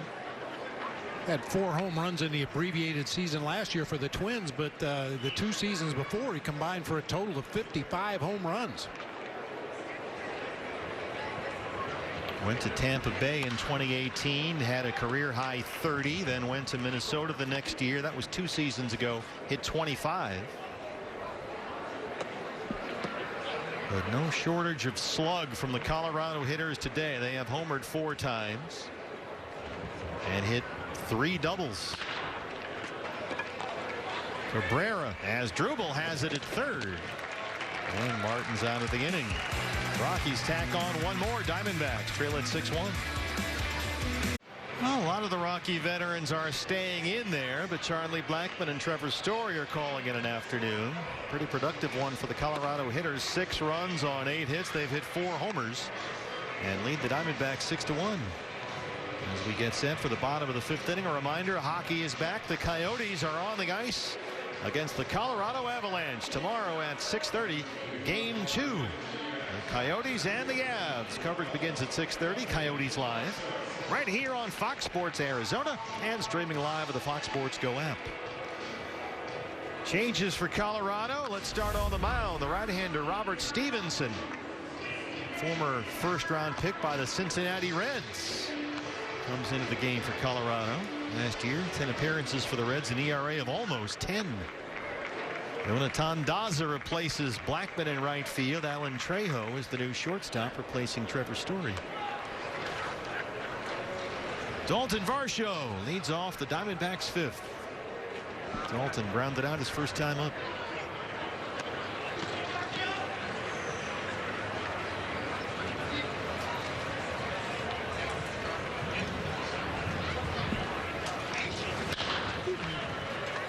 Punch the other way out to Tapia, fighting the sun in left, and he's got it.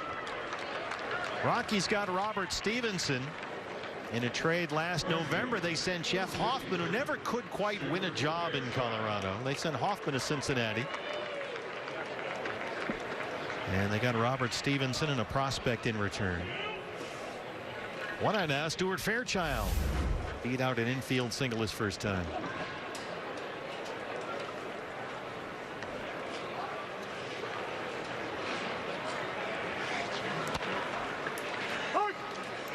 That Stevenson-Hoffman trade between the Reds and the Rockies. One of those change of scenery deals. Hey, you got a first-rounder that hadn't worked out. We got a first-rounder, hadn't been great. Why don't we swap them? That happens. Maybe they'll have better luck someplace else. Yeah, you're different vernacular, different vocabulary for talking about your mechanics or what you're trying to do out there on the mound. And sometimes you just can't quite get on the same page with your pitching coach or your manager. Not that that ever happened when you were. No, never. No. But sometimes just a different voice using different terms, it'll strike a chord. Oh, I get what you're trying to tell me. McMahon at third. That's his natural position. He was drafted as a third baseman, Ryan McMahon. So defensively, now he's not going to be Nolan Arenado. Nobody is, but he's very solid down there.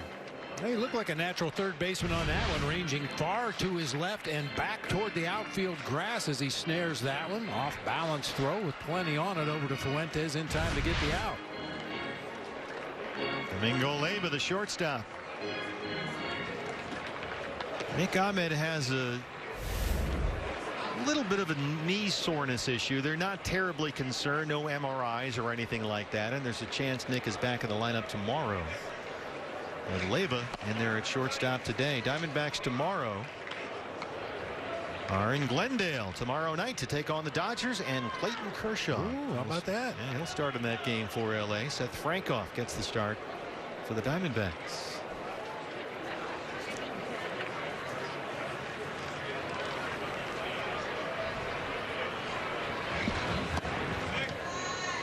It's not like the Diamondbacks have never seen Clayton Kershaw before, but I've told a story in the past when I was with the Blue Jays. Jimmy Key never wanted to pitch against a team he was going to see during the regular season. So if his day to pitch happened to fall on a day when the Blue Jays were playing an American League opponent that he was going to see during the regular season, instead of pitching in the game, they would schedule an early morning B game or send Jimmy to a backfield somewhere to get his work in, and I was his valet catcher that spring. So when the team would go to Bradenton to play the Pirates or go somewhere else to play another team, Jimmy Key and I would go to the minor league complex and play against somebody's AAA team and then get in the car and drive home. It's a bus ride you don't need to make. Yeah, it was great. I loved it. Boy, he was a good pitcher. Oh, he was so underrated. Just that one of those lefties that just spots it wherever you want. Couple of different breaking balls, had tremendous pick-off move at first base. He was a great athlete. Well, another big spring day for Josh Rojas. His red-hot spring continues. Our nationwide vision eye on the game. A double and a single. He's 2 for 2. Don't stop now. This has been almost every at-bat this spring for Josh Rojas. Solid contact, and more often than not, he's finding holes. He is 9 for 22 this spring as he steps in here. 3 homers, 6 RBIs. The start in left field today.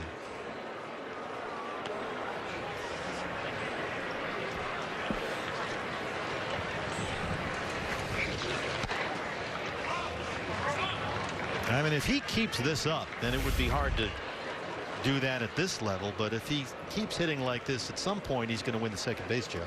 You got to think.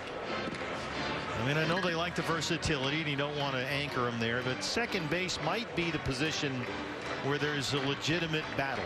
You've got Van Meter in the mix, Leyba, of course, some other guys as well. Escobar might play over there a bit, Asdrubal a bit, but if you want to get Rojas's bat in there more often than not, second base might be the spot.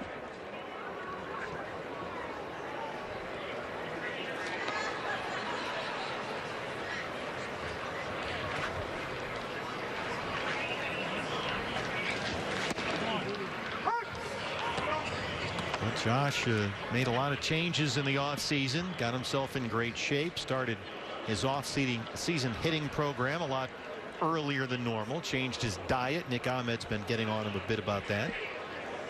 You're a professional now, you got to eat a little bit better, and it all seems to have worked.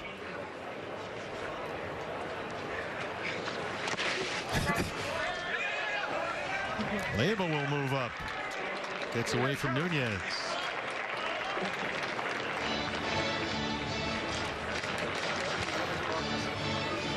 Thinking when you're talking about eating better, and we've joked about this in the past, but when you come up through the minor leagues, the hotels you stay at aren't close to restaurants usually.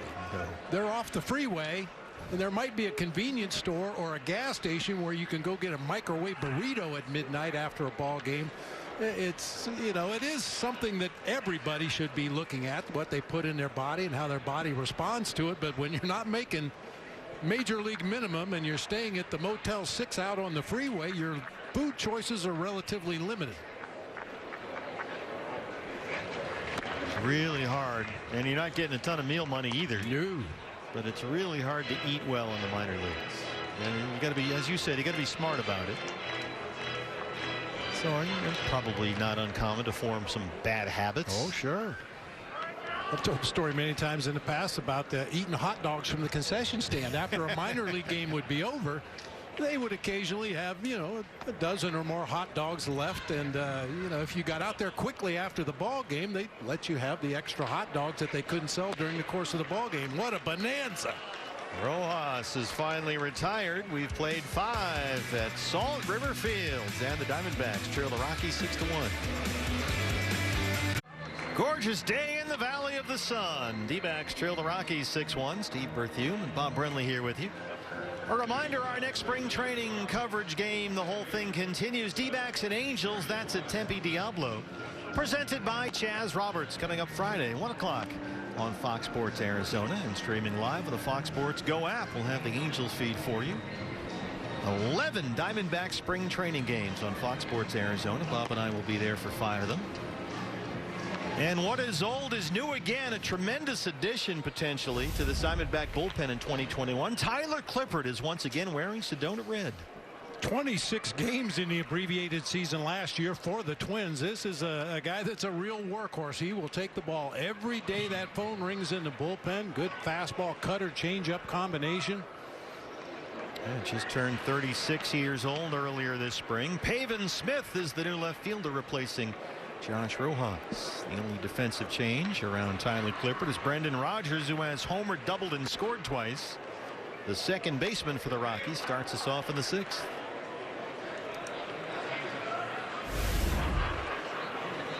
I think with the addition of Tyler Clippard and Joakim Soria to go along with Stefan Crichton, you've got some nice veteran presence toward the back end of that bullpen. And Tyler Clippard is coming off, as you said, a tremendous season with Minnesota. Escobar collects that one. And he really, I think, serves to kind of stabilize things back there. Well, he had a 5-year stretch between 2010 and 2014 where he pitched 72 games, 74 games, 72, 75, 74. Just give me the ball and get out of the way. This is one of those guys every manager likes to have in his bullpen. I think back to the days of Oscar Villarreal, a guy that every day would walk by my office on his way to the bullpen and say, "I'm good today."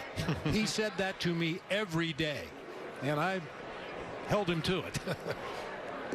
Garrett Hampson, the center fielder, 0 for 2. Well, two things that Amiel Sade, the D-backs assistant GM, mentioned about bringing Tyler Clippard back here was, look, dependability and durability. That's Tyler Clippard. And even Clippard admitted when he was introduced to the media, I can pitch a lot. Yep. 2019, a full season in Cleveland.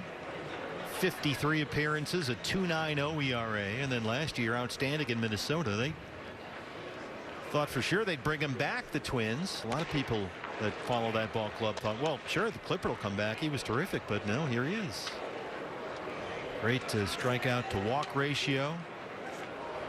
He's also a guy, this is one thing that becomes more important. He has no issues with that 3-batter minimum rule because he's been very effective against lefties. Now that changeup makes him effective against left-handed hitters as well as right-handed hitters. Behind on Hampson, 3-0. Dom Nunez, the catcher, on deck. Carson Kelly back there for the Diamondbacks. And Clippard gives you a lot to look at the end of his delivery. High front side. Watch his left arm, his left elbow, and his left glove as he drives toward home plate. He really gives the hitter a lot to look at with his left arm before that right arm comes driving through toward home plate. Twice an All-Star with the Washington Nationals.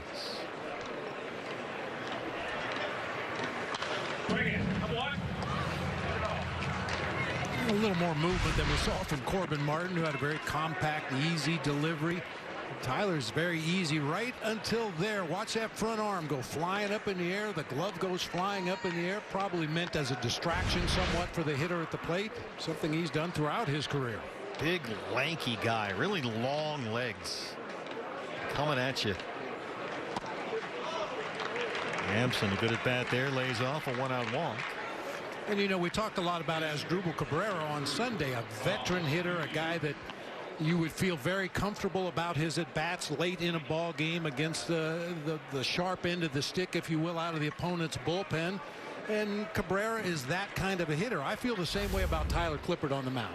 If he was out there in the 8th inning of a tie ball game, you had a runner at second base and a base open, he's going to know who the on-deck hitter is, who's on deck after that guy, what pinch hitters do they have available off their bench, what do I need to do to this batter, what can I do to the next batter.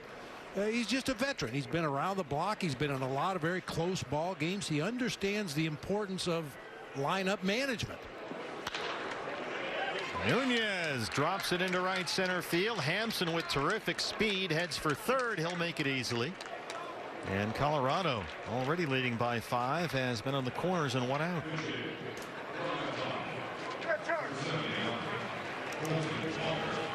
Here's a guy that the Rockies like a lot, one of their youngsters, and a guy they think may end up seeing some big league time for them at some point this year. Colton Welker, right-hand hitter, 23 years old. He's got a spot on their 40-man roster, and he will bat for Raimel Tapia, the leadoff man.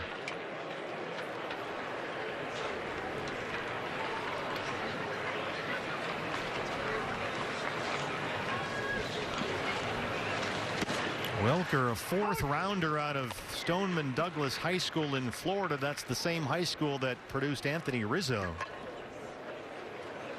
And he's been making his way up the Rockies minor league system with his bat, and he's done well. Tore up the Cal League a couple of years ago, hit .330 at Lancaster.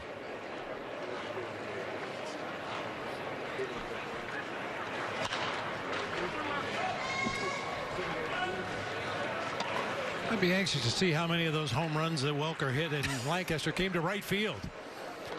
I think I've told this story many times in the past too. When I was managing the ball club, Lancaster was one of our affiliates. Yeah. So at the end of spring training, before the regular season would start, we'd take a trip to Lancaster and play an exhibition game against our affiliate there. And the wind was always blowing out to right field at about 40 miles an hour.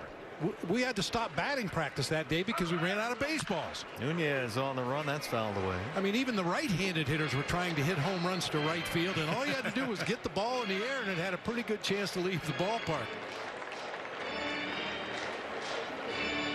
Welker's been playing third. He's not the fastest guy ever, so he likely profiles defensively a little better at first base than third. But they like the bat at 23 years old. He's done well this spring. He's already doubled 3 times and knocked in 4 runs.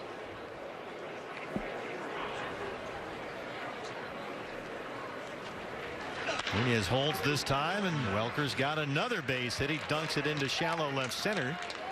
Hampson jogs home, make it 7-1 Rockies.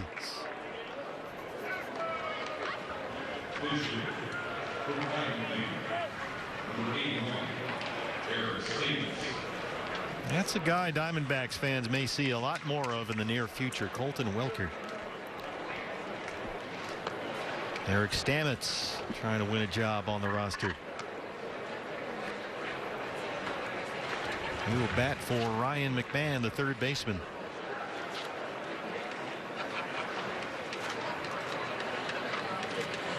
We are scheduled, we're told, for 7.5 innings today. No one's under any obligations at this point in spring training to play the full 9, so it's usually agreed upon beforehand. How many you feel like playing today? It all depends on how much you have out of that pitching staff on a given day. So they can still ad lib and improvise from time to time, but we are scheduled for 7.5, at least at this point. Stamets hits it foul ground, third base side, and that's going to get up on a play. I was really kind of surprised when we heard that this morning. 7.5 innings, since this is basically the home field for both of these ball clubs. You would think they'd have plenty of personnel available, but you know, Matt Hergis, when he sat down before spring training to map out the progress for all these pitchers, there are certain days guys just aren't available to throw. Everybody's on their own schedule to prepare for opening day, whether it's as a starter or a reliever. Very specific program for each pitcher, how many innings they need to throw today, what are they going to do tomorrow, what are they going to do the day after, and you've got to map out the entire spring training leading up to opening day. So guys are on very strict schedules, and if you don't have enough arms to go 9, you go 7.5. Yeah, there's no minor league camp, as Torey Lovullo was telling us on Sunday. Infield fly rule here, and so you can't have a number 87 come in and pick up an inning or 2 because those guys aren't here yet.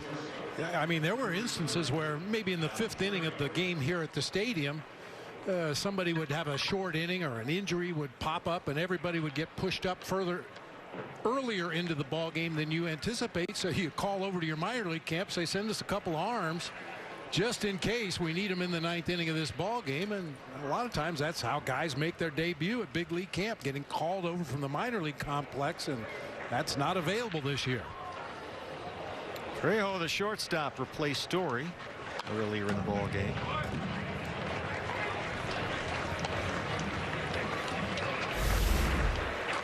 The other part of that equation too, while you might go short today, is that both of these two teams played each other in a B game earlier this morning. You know, Stefan Crichton starting to loosen up with the Diamondback bullpen. You heard you tell us that Taylor Widener had pitched in that game for the Diamondbacks. John Gray worked this morning for Colorado.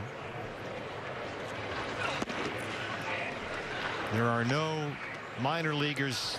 Minor league camp has not started yet, as we've mentioned. There's also no split squad games either for COVID precautionary reasons, so you can't always go the distance here, at least not yet. Well, one of the great things about having both teams using this facility as their home field, with practice facilities on either side, one for the Diamondbacks, one for the Rockies.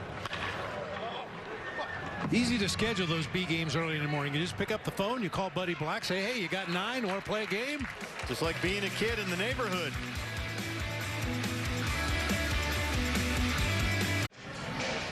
Whole lot of Rockies offense in this one. Steve Berthiaume, Bob Brenly back with you. Colorado 7 runs on 10 hits. Diamondbacks 1 run on 4 hits. Carson Kelly's homer the only run for the Diamondbacks so far. They'll face Iro Diaz to start the bottom of the 6th inning, the Rockies reliever, and Ketel Marte will lead it off. Diaz pitched in 24 ball games for the Rockies last year, saved 4 games in his 4 opportunities. ERA approaching 8, however. A lot of walks in his 20 innings work. 14 walks against 17 strikeouts.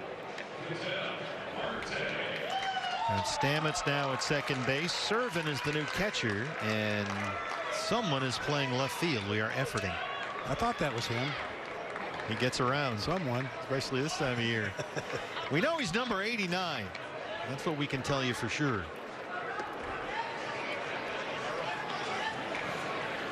Here's Servin back there behind the plate. And here's Ketel Marte 0 for 2 so far. He hit an absolute rocket to first base back in the 3rd. And Josh Fuentes made a terrific grab on and then double off Rojas for a line drive double play. Marte smoked that ball. 2 more hits for Josh Rojas today as well. It's been a good spring for Ketel. 8 for 14. 4 doubles. He's knocked in 3 runs.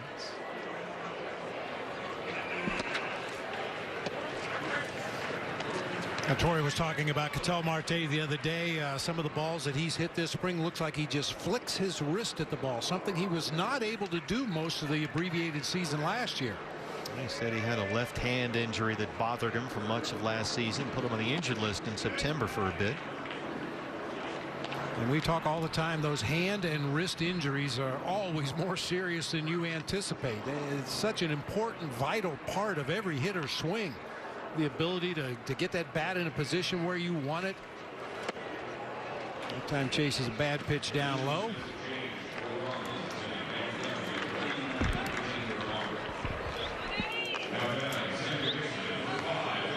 Here's Eduardo Escobar 0 for 2.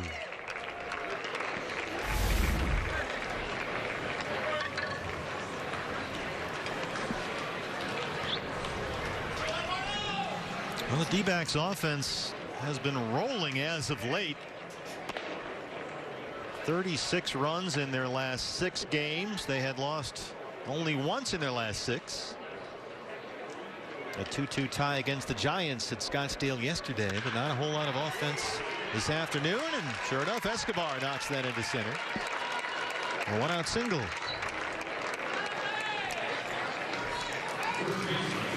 Well, one of the things hitters try to do in spring training is establish their strike zone. What can I hit? What can I not hit?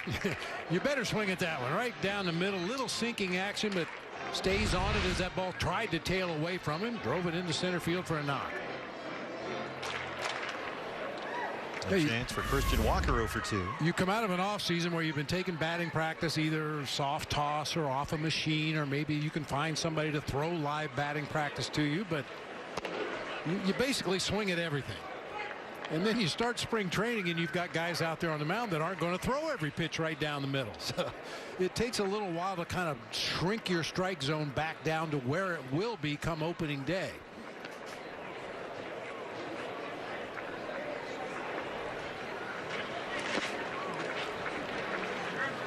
Your staff has solved our left fielder problem. That's Winton Bernard out there in left.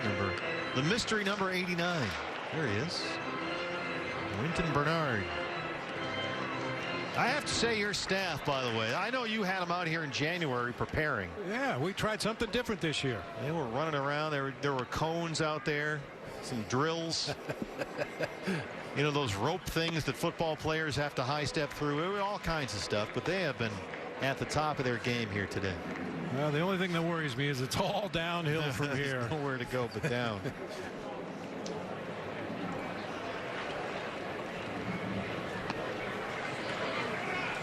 It is impressive to see you out here with your whistle. Oh, running them through drills. Walker, see you later.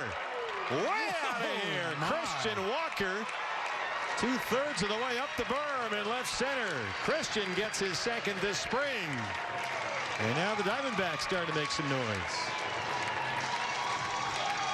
That was hammered. Well, that was not far from the second light tower out there in left center field. I mean, we saw Trace Thompson nearly hit the one in straightaway left. Oh, Christian Walker just timed that off-speed delivery absolutely perfectly. Oh, resounding click as that ball made contact with the bat, and yeah, that's very close to that light tower out there in left center. That's one of those sounds you want to put in your phone, so every time you get a text, it just makes that sound. It sounds so good. Here's this dribble now.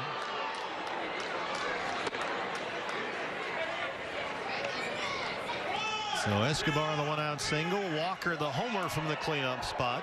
And now Cabrera, who got the start at third today. Into the shift. Trejo, the shortstop, has it. Out number 2.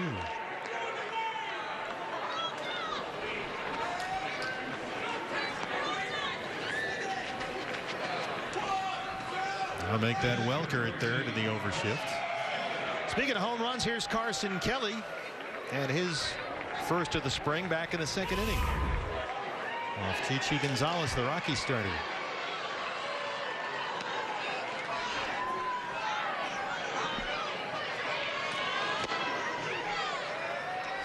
This was Carson with 1 out in the second.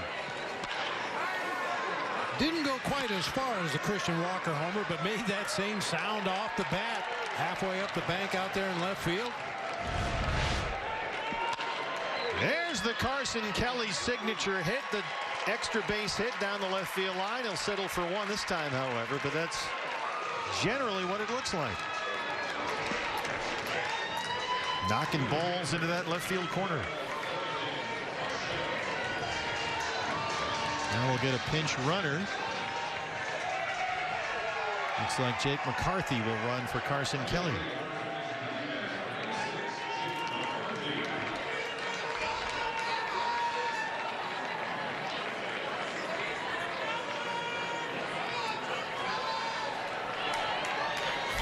Dalton Varsho has grounded out, flied out 0 for 2. He punches one toward that corner.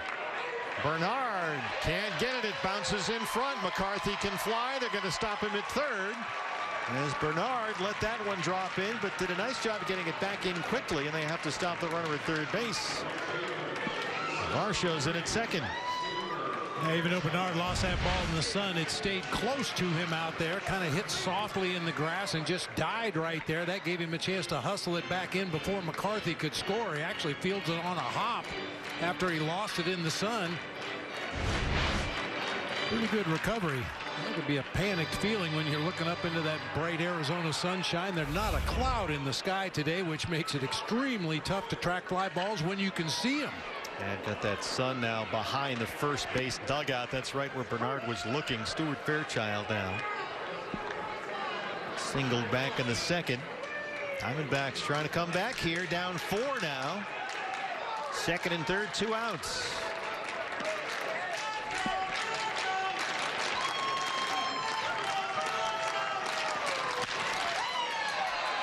Shortstop smothered by Trejo. He's got no play. A run comes in, and Varsho's in at third as McCarthy comes across. 3 straight have reached now with 2 outs. Second hit for Fairchild. Give him another RBI. I'll tell you, if an infielder has to leave his feet to make a play on Stuart Fairchild, you're not going to get him at first. Boy, does he get down that line. Yeah. So it's a 7-4 ball game. First and third for Leyba.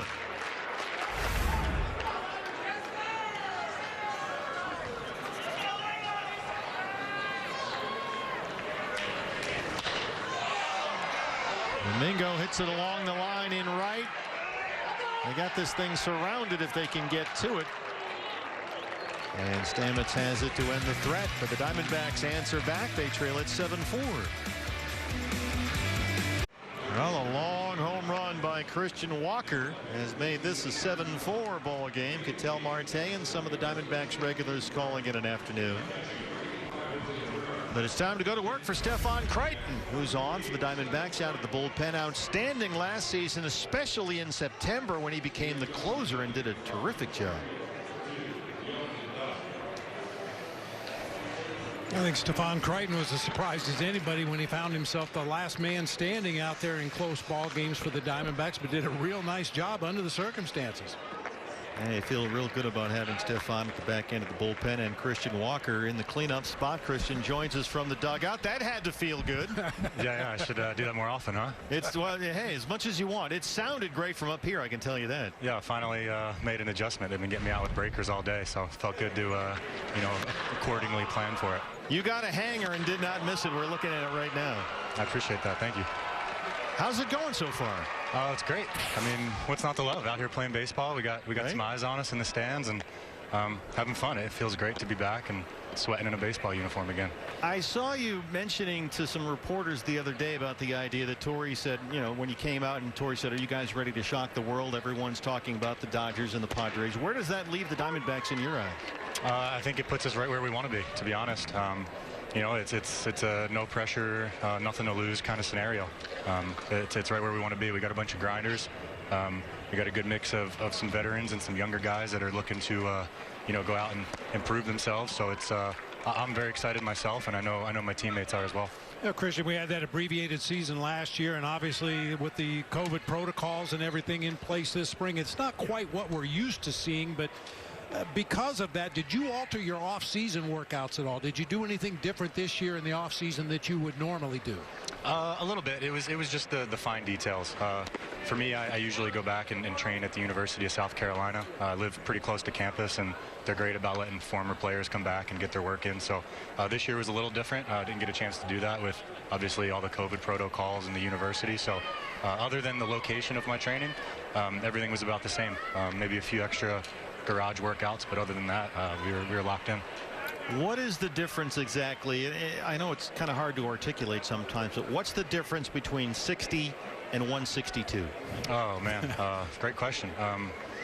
I mean, people talk about a shortened season and they think of it maybe with a lack of opportunity. You know, everything that we do as baseball players is for the long game. You know, we find our routine. We trust the process. We stick to what we know. We rely on our teammates. We understand some days it's going to be the offense, some days it's going to be, you know, the pitchers and the defense. And you know, I think the long game is what we're looking forward to, especially you know, where we're at in our division. I think gives us a good opportunity to sneak up on some people. Well, it looks like Torrey Lovullo has snuck up on Stephon Crichton. I think he wants to get him an up down here because we're going to have somebody come in for the bullpen, and that's going to be it for Crichton. Yeah, I think that's great. I've talked to a few pitchers about it, and they appreciate that. They know that's a big hurdle for them is resting and then getting back up for the following inning. So I think that's helpful for them as well. Well, we're going to stay here with Christian Walker while we have you. We'd rather talk to you than show a commercial anyway. Was there a bit of a, you described it as a panicky feeling last year? Not that anybody really panicked, but it definitely had to change your approach, knowing that, you know, we talked about the bad start and everything like that. Not a lot of time to make up for it. Yeah, and I think that's what it boils down to is playing the chase, right? Like once we started, you know, 1-5 or 1-4 or whatever we started, it immediately put us in a place of like, let's play catch up, let's get back on track. And baseball's not that game. It's almost like the harder you try, the worse you get sometimes. So you know, I think just letting the game come to us.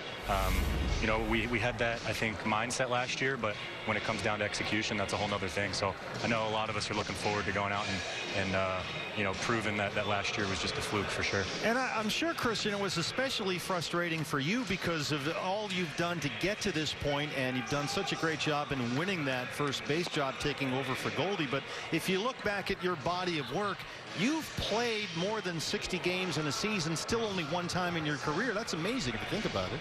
Yeah, that is. Yeah, it's like I said, we do everything we can for the long game. We want the at-bats. I want those 650 at-bats. Yeah. I want multiple opportunities in the field to, you know, to turn double plays, and the pitchers want multiple chances and get those saves and the holds and get us another scoreless inning. And you know, like I said before, that long game is I think where the Diamondbacks really thrive. Christian, did you ever wonder if you were going to get your chance? Every organization you were with had a Gold Glove All-Star caliber first baseman, and it's a lot of times you have to not necessarily root for an injury, but hope that something happens to give you that open door to get in there and show what you can do. Did you ever get frustrated? I mean, I applaud you for your perseverance to get where you are today. I appreciate that. Yeah, I think, everybody has a horror story, especially coming up through the minors and, how they, got the short end of the stick or whatever. But to be honest, the two first basemen I spent the most time around were Chris Davis in Baltimore, and then obviously Goldie here. I was with the Reds and the Braves for a stint, but not long enough to really build relationships with anybody. So from the two experiences I've had, they've been great. The guys ahead of me, Chris Davis and Goldie, have been awesome. They're so helpful. There's always an opportunity to learn from them, and it's easy to sit here and talk about how you deserve something and it's not fair, but that's just not the case when you got somebody like Paul Goldschmidt playing in front of you. It's it is what it is, and you try to make the most of it and you learn from it. And to be honest, looking back, I think I think it's a good thing. I think this most recent time through of trying to earn a job in the big leagues, I think I was ready. Well, Ryan Buchter is trying to earn a job as the lefty coming out of the bullpen. He was pretty good at it for a while with the Angels and some other clubs. He's brought in to face Greg Bird here as we chat with Christian Walker. Christian, how are the health and safety protocols this year versus last year? What are you guys going through on a daily basis? It's about the same. A few tweaks here and there. Still, I mean, the basics, getting tested every other day. Obviously masks every time we're not on the field. We started today with these little trackers, these little proximity trackers, just to let us know. I guess if there is a positive test, they can go back and look at contact tracing and see who was close enough to be a risk or however they sort through the info. Still getting a feel for it, but at this point I feel like we'll do anything we have to do to play a regular season. Especially on a day like this. Yeah, this is great. Ryan Buchter and Greg Bird. Well, Christian, you've put your work in, and we want to thank you for spending time with us. We don't want to keep you much longer. It's time to go home and enjoy and kick back. But thanks for joining us here, and tremendous shot today. It was a lot of fun. Yeah, thanks for the questions. I appreciate that. Yeah, good day at the office. Christian Walker. Thanks, Christian. Thanks, guys. Well, you just get the sense he's just going to keep getting better and better. Yeah, yep. This is a good spot for Ryan Buchter here. 2-2 on the power hitting Greg Bird, who's in the mix for the first base job for the Rockies.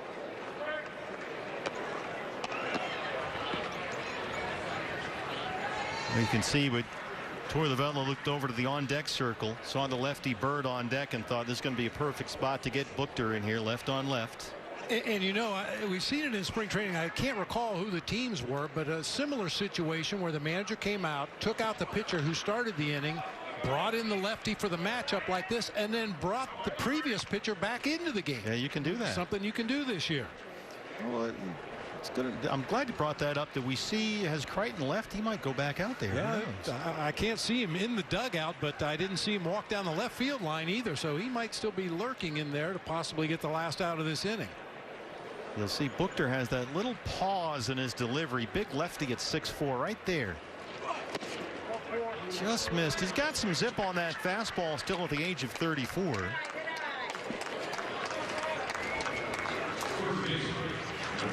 I'll admit to you, partner, I'm rooting for Ryan Buchter a little bit. He was a teammate of my son Michael's in the Cubs organization, coming up a couple of different stops in the minor leagues.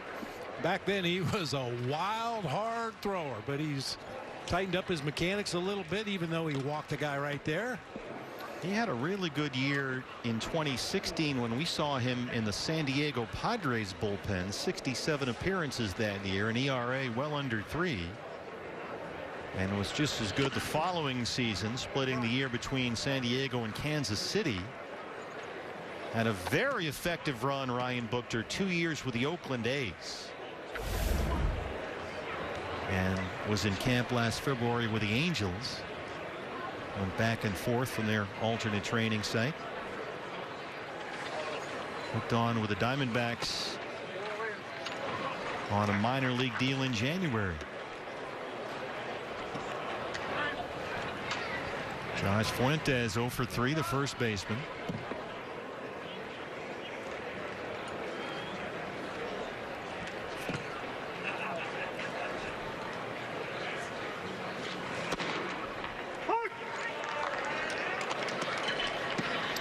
conversation about this with Christian Walker one time when we did a cup of coffee show with Christian. He's a super interesting guy. If there's anybody that should have a podcast, it's Christian Walker. That's something that he's into. He listens to a lot of podcasts. And he would be one of those guys that would talk to people, not just in baseball or sports, but in all areas of life. He's a very interesting guy. Played his college ball at South Carolina, as he mentioned. He's from Pennsylvania, but makes his offseason home in Columbia.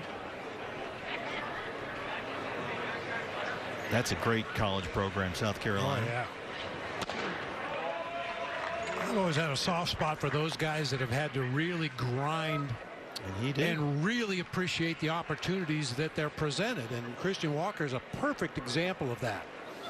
He touched on it when we were talking to him, you know, behind Goldie and behind Chris Davis. He wasn't with the Reds or Braves very long, but Joey Votto and Freddie Freeman. I mean, how frustrating could that possibly be for a guy to know you have no chance to make the big league roster? Just none. But still go out, get your work in, continue to grind, continue to play the right way, and just hope that you get that opportunity. And when you do, take advantage. And boy, Christian certainly has done that. They got Christian Walker right at the start of the 2017 season. Another walk there by Buchter. And that was after Christian had been let go by the Orioles, the Braves, and the Reds. 3 teams, all within a span of 1 month. Nobody wanted him, or nobody had a spot for him, is a better way to put it. Yeah. Diamondbacks grabbed him. He went to Reno that year, hit .309 with 32 home runs. Here's Brian Serve and the Rockies catcher. His numbers 2 years ago at AA Hartford, the Yard Goats in the Eastern League. Popped it up. Perdomo's out there at short. Andrew Young coming in from left. And that's out number 2.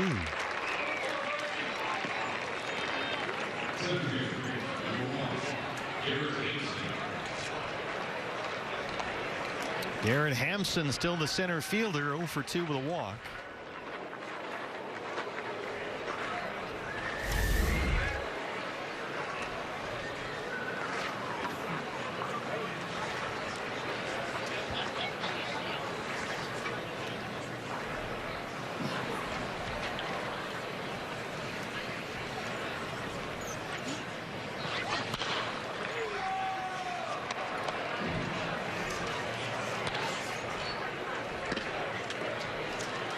Diamondbacks trailed this one 2-0 in the top of the second inning. A 2-run homer by Brendan Rodgers off Luke Weaver. D-backs got 1 back in the home half. Solo homer by Carson Kelly. But then the afternoon got a little rougher for Luke. Back-to-back homers by Ryan McMahon and Trevor Story in the third. Rockies added 2 more. They had a 4-1 lead. Diamondbacks have closed the gap a bit. They got 3 in the bottom of the 6th.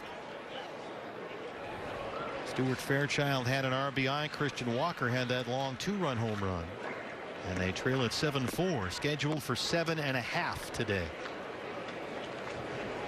As the Rockies bat in the top of the 7th inning. That's knocked into left field. They're going to wave Bird around. He will score run number 8 for Colorado, and it's 8-4.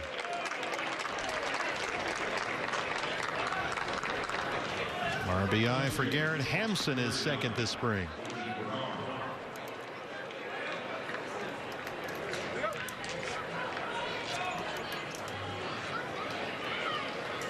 Here's Bernard, the left fielder. The run is in, 2 outs. They're on the corners. His first at bat today. And we talked about Hampson's speed earlier in the ball game on at first base over there. You rarely see steals anymore in the game, especially in spring training, but maybe a situation here for Hampson to try to get a jump and maybe even steal a run. Diamondbacks thinking the same way. Saw Bernard's numbers from Sugarland. That's the Skeeters. I think that's still an independent team.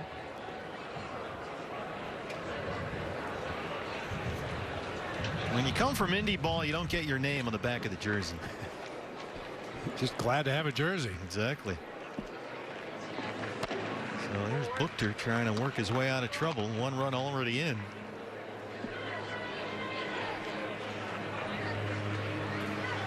Diamondbacks 4-4 in Cactus League play so far.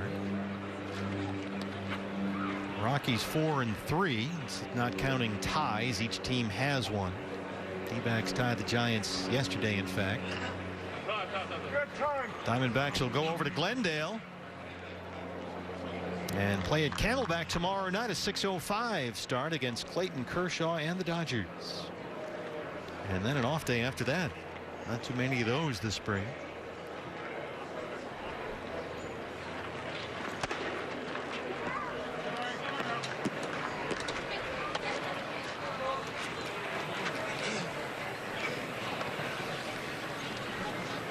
Buckner really having trouble throwing consistent quality strikes here. When he does miss the zone, he's missed by so much he hasn't even had an offer at those pitches, and miss the zone, you fall behind in counts. That's when bad things tend to happen. There's the 2-0. Got that fastball in there. And Buchter's got an opportunity here, because if you break down the Diamondback bullpen, they are thin on lefties. Yeah.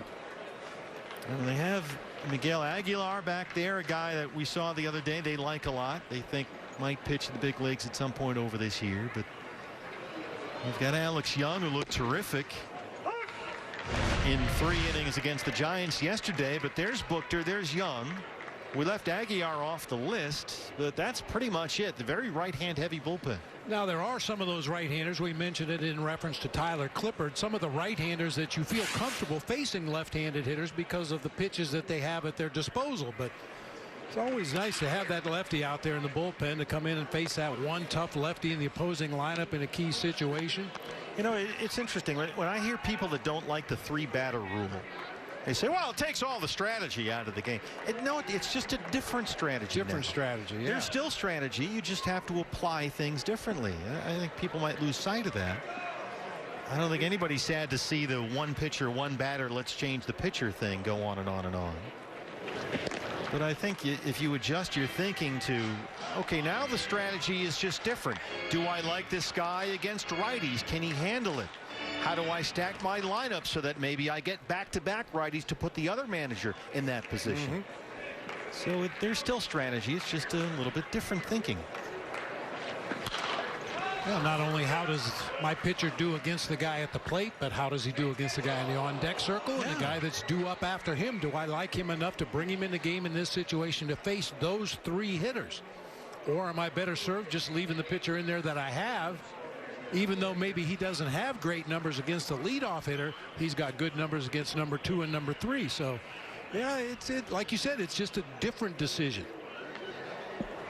Certainly different than any manager's ever had to make up until before last year.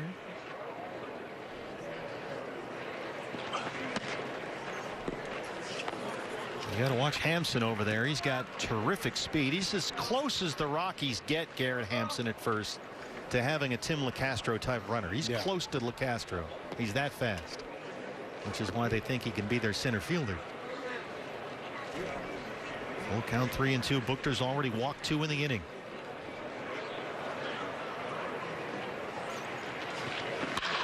That's belted for a base hit by Perdomo. Fuentes comes in with a run number 9. And Bernard has himself a base hit.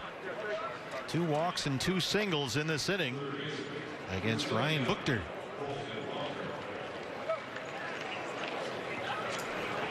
So here's Colton Welker, who had an RBI single his first time up.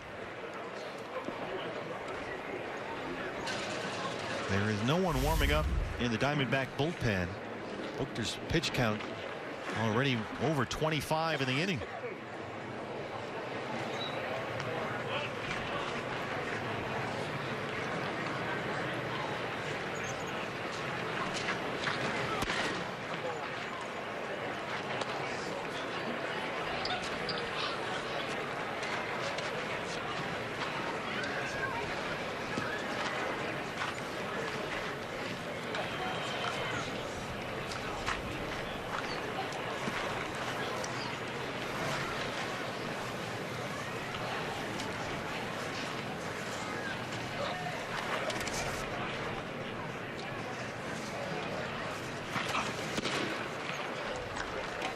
Booker really fighting it out there today. Just can't seem to find a consistent release point. As I mentioned earlier, falling behind in counts, putting hitters in very aggressive swing mode.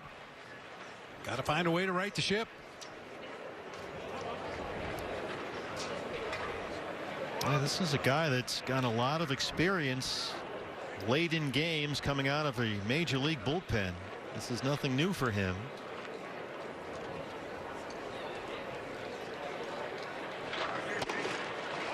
For the first.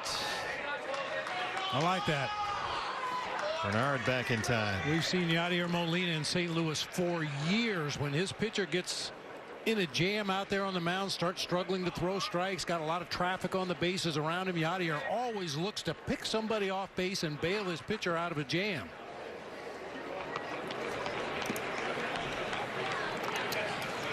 Both walks in this inning issued by Booker have come across to score.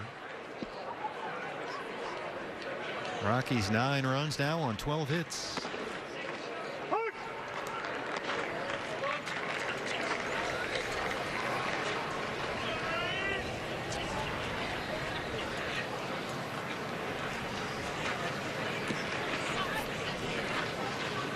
.30 pitches in the inning for Booker.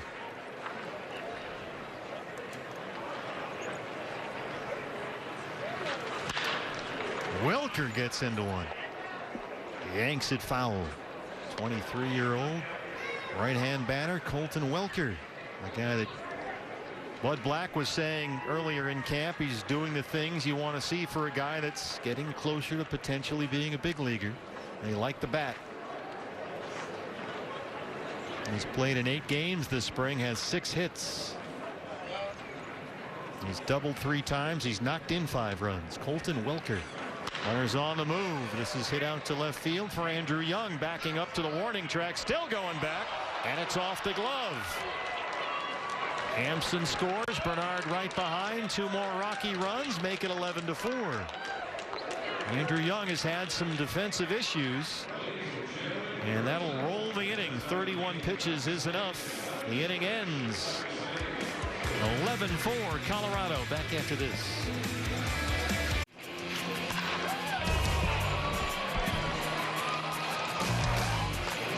Nationwide Vision Center's eye on the game. If you like home runs, you should have been here today.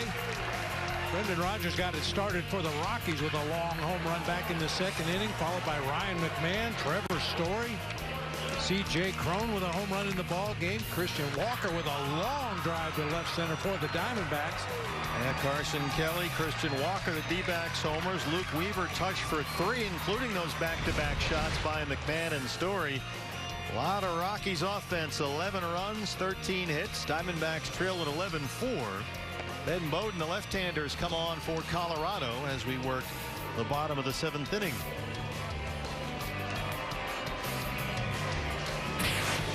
Well, D-backs have been rolling as of late. Only 1 loss in their last 6 Cactus League games, but they've got some work cut out for them here. The numbers on the left-hander 2 years ago at AAA Albuquerque. Our first look today at Pavin Smith, who starts us off in the bottom of the 7th. You know who's going to be chirping after this game is David Peralta. When is he not chirping? I take 1 day off and look what you guys do. That's a good point. Well, Pavin has had, I think, a very impressive spring. His numbers last year.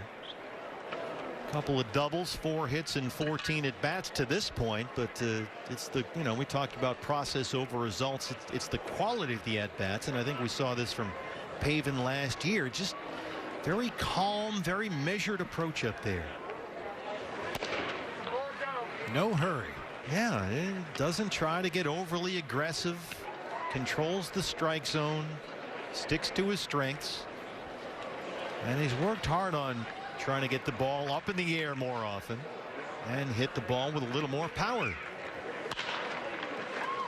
Right to the second baseman, Stamets, who collects that one.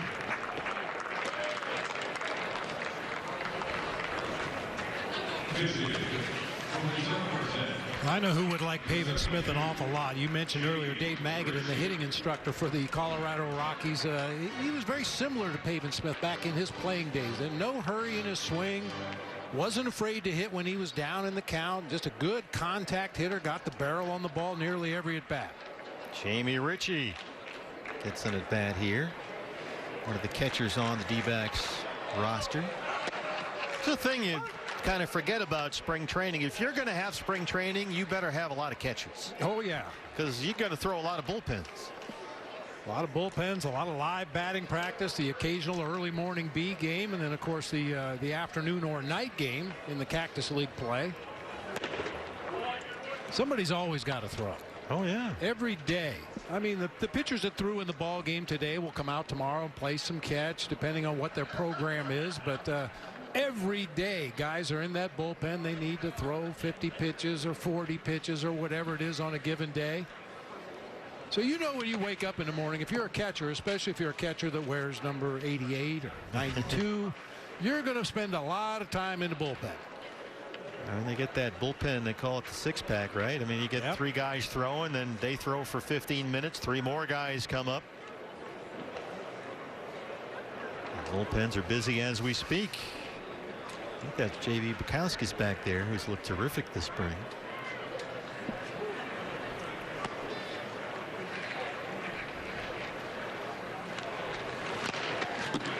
Foul back off the bat of Ritchie, and it's 2-2.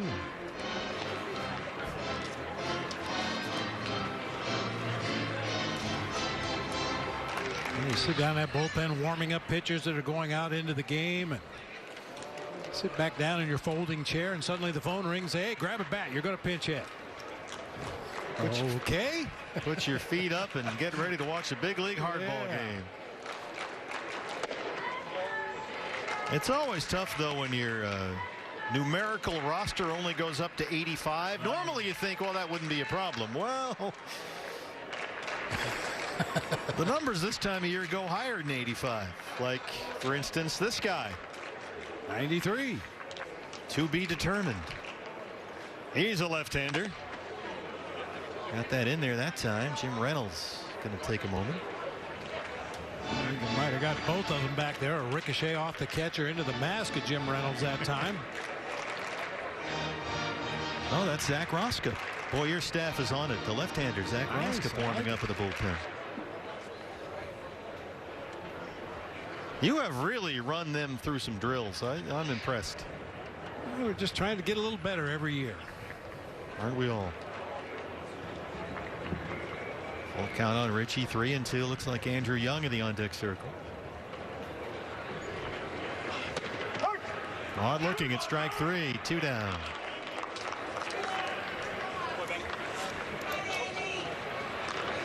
So here's Andrew Young. It's not Andy Young anymore. It's Andrew. And Andrew saw him have that ball go off the glove out on the warning track for 2 runs earlier. He overran a ball in the outfield earlier this spring in another game, so he's had some defensive concerns, but mostly an infielder by trade.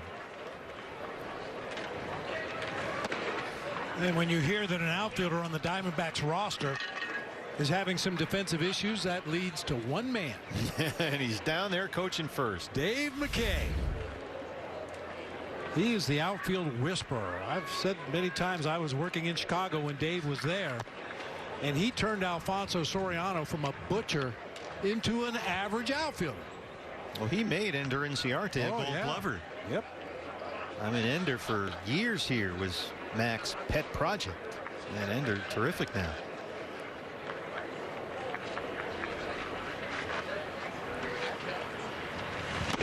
Great thing about Mac too is that if you make a mistake as a base runner, oh yeah, he's on you. He has his own grading system. You get points added, points deducted. It's very complicated. But he used to get on J.D. Martinez pretty good when J.D. got here. J.D. learned that's not how we run the bases with Dave McKay. Andrew Young knocks it into right center. And now we'll get a look at Wyatt Matheson. With a runner on board and 2 outs. The thing about Dave McKay that has really impressed me over the years, I mean, you think about outfielders and their practice. You know, a lot of them just stand out there in the outfield during batting practice, and if the ball happens to be hit their direction, they'll catch it and throw it back into the bucket for the batting practice pitcher. But Dave McKay has a long laundry list of drills that he does with outfielders, and some of it looks kind of strange. You wonder, well, what's the purpose of this? But then you think about it a little further and have Dave explain it to you, and it all makes all the sense in the world. There are drills that outfielders can do to improve their skills out there, and Dave McKay is not going to leave any stone unturned in trying to make his outfielders better. He's a details man. Yes, he is. It's what makes him so great. I mean, he'll go up to Mac after a game if the base runner seemed a little overly aggressive. And did you have something on that pitch? Oh yeah, we had something. We had him. He was doing this with his elbow or his hip or his foot. Mac picks it up, and then it's game on. Game turns into a track meet pretty quick. Good spring for Wyatt Matheson so far. 5 for 14. He's knocked in 5 runs. He's also walked 3 times.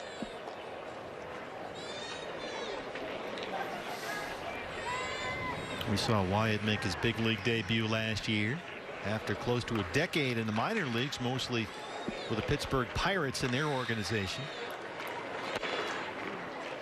2-2.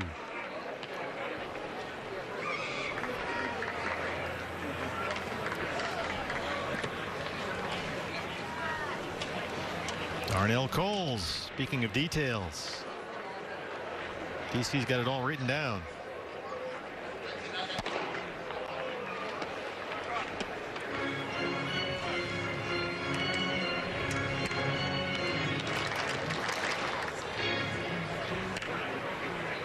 Needs an assistant, somebody to handle all the bookkeeping. He needs a staff. Well, he has a staff. Yes, he does. They just don't do paperwork. 3-2.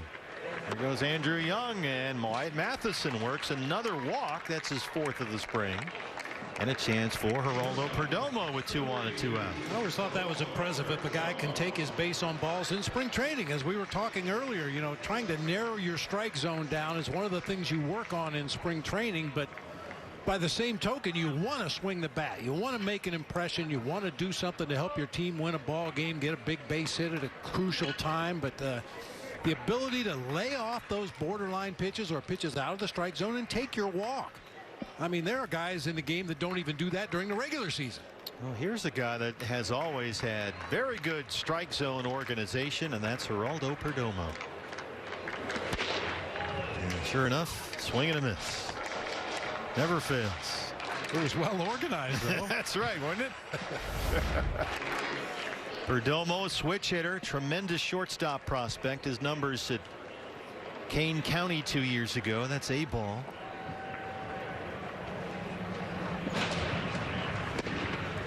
Diamondbacks, by the way, like every single major league team did, have restructured their minor league organization. Every team now has basically 4 minor league affiliates: AAA, AA, High A, and Low A. 0-2 on Perdomo. So they've sort of standardized things a little bit more. AAA club for the Diamondbacks, of course, still the Reno Aces. The AA team used to be the Jackson Generals. Before that, it was the Mobile Bay Bears, but now it's the Amarillo Sod Poodles. The Sod Poodles. Where Sean Roof will be the manager this year. Doug Drabeck will be the pitching coach. And then Hillsborough, which was the short season, that's now High A. Vince Harrison managing the Hillsborough Hops this year. And the Visalia Rawhide are now Low A. And former D-back Barry Enright will be the pitching coach this year. We've got Reno, Amarillo, Hillsborough, and Visalia. The D-backs minor league system, all under the direction of Josh Barfield.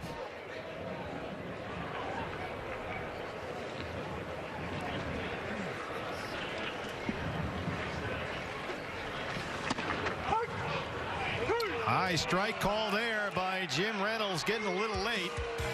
And we'll head to the 8th, down 11-4.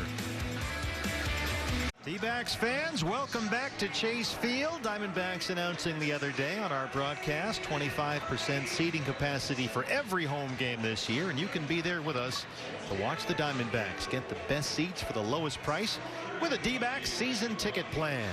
Learn more now by texting 602-462-4600 or visit dbacks.com. Well, here's a guy who has a chance to be an impact arm in this year's Diamondbacks bullpen and has looked good this spring. J.B. Bukowskis, his third appearance so far, no hits, no walks, and 4 strikeouts. His numbers 2 years ago at AA Corpus Christi in the Astros organization. Another guy who came over in the Zach Greinke deal.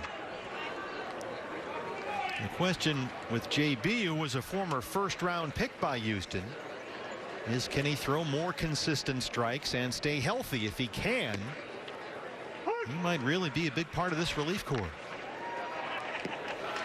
It's funny how that works. Back in my playing days with the San Francisco Giants, towards the end of spring training, you know, we were talking about calling guys up for minor league camp to fill out the roster. And it was probably the last couple of days of spring training, and we were going over to Tempe to play the Angels, and we called up a youngster from minor league camp named Jeff Robinson. Just needed a roster filler. Well, sure enough, somebody comes up lame. Somebody came off the mound with a sore arm. Hey, Robinson, get out there and pitch. Well, he went out there and dazzled. I mean, threw nothing but strikes, had a split finger that just fell off the table, and ended up making the club with one spring training appearance, coming over from minor league camp, and made the ball club and pitched extremely well for the Giants. Stamets, the second baseman, is the hitter. Well, J.B. Bukowskis was a very highly touted prospect, and he has done nothing but throw strikes so far this spring. He could really be an impact guy back there. Looked like a good sharp breaking ball right there. Absolutely froze the hitter that time. Little knee buckle right there. Stays on the inside corner to get the called strike 3. He had teams banging on the door coming out of high school in Ashburn, Virginia. And he told everybody, I want to go to college. So he went to North Carolina, where he was a teammate of Zach Gallen's, in fact. And the Astros liked him so much, they made him the 15th overall pick in the 2017 draft out of UNC Chapel Hill. And he was rolling along, but JB got really slowed down by a car accident during spring training in 2018. Suffered a slip disc in his spine, missed 3 months, and he's really had to work to come back from that. But this spring, as you saw that pitch right there, his stuff has looked tremendous. Well, what I really like is the first pitch he's thrown to both of the first 2 hitters here. Just a little tailing fastball on the outside corner at the knees. That worked pretty good for Curt Schilling in his career. Strike 1 on the outside corner at the knees and then go to work. 0-2. Out to right field. Fairchild still out there. Let's answer our Fox Sports Arizona fan poll. Which team is the D-backs' biggest threat or toughest opponent in the National League West? And, well, still, everybody thinks it's the defending World Series champs. Thought the Padres might change that ratio a little bit, but it's hard to argue against that Dodger ball club. Pretty much the breakdown I expected. Maybe a few more votes for the San Diego Padres, but it's hard to overlook the defending world champions. Especially when they add the reigning Cy Young winner, Trevor Bauer. Did you see Bauer, by the way, pitch with one eye closed? I did see that. It doesn't surprise me. No, not at all. But yeah, as he would go into his delivery, he'd close his right eye as he delivered the ball to home plate. And his rationale was, if I can be good with one eye, think about how good I'll be with 2, which makes sense to Trevor Bauer. Yeah, his next outing he may close both eyes. Tell you what, Bukowskis is opening a lot of eyes with his spring. Yeah. He was a Friday night starter for North Carolina, went 9-1. ACC Pitcher of the Year for the Tar Heels, and he has been outstanding this spring. Keep that name in mind, J.B. Bukowskis. And we think that should be the ball game. A lot of home runs in this one. 11-4 your final. Back to wrap it up right after this.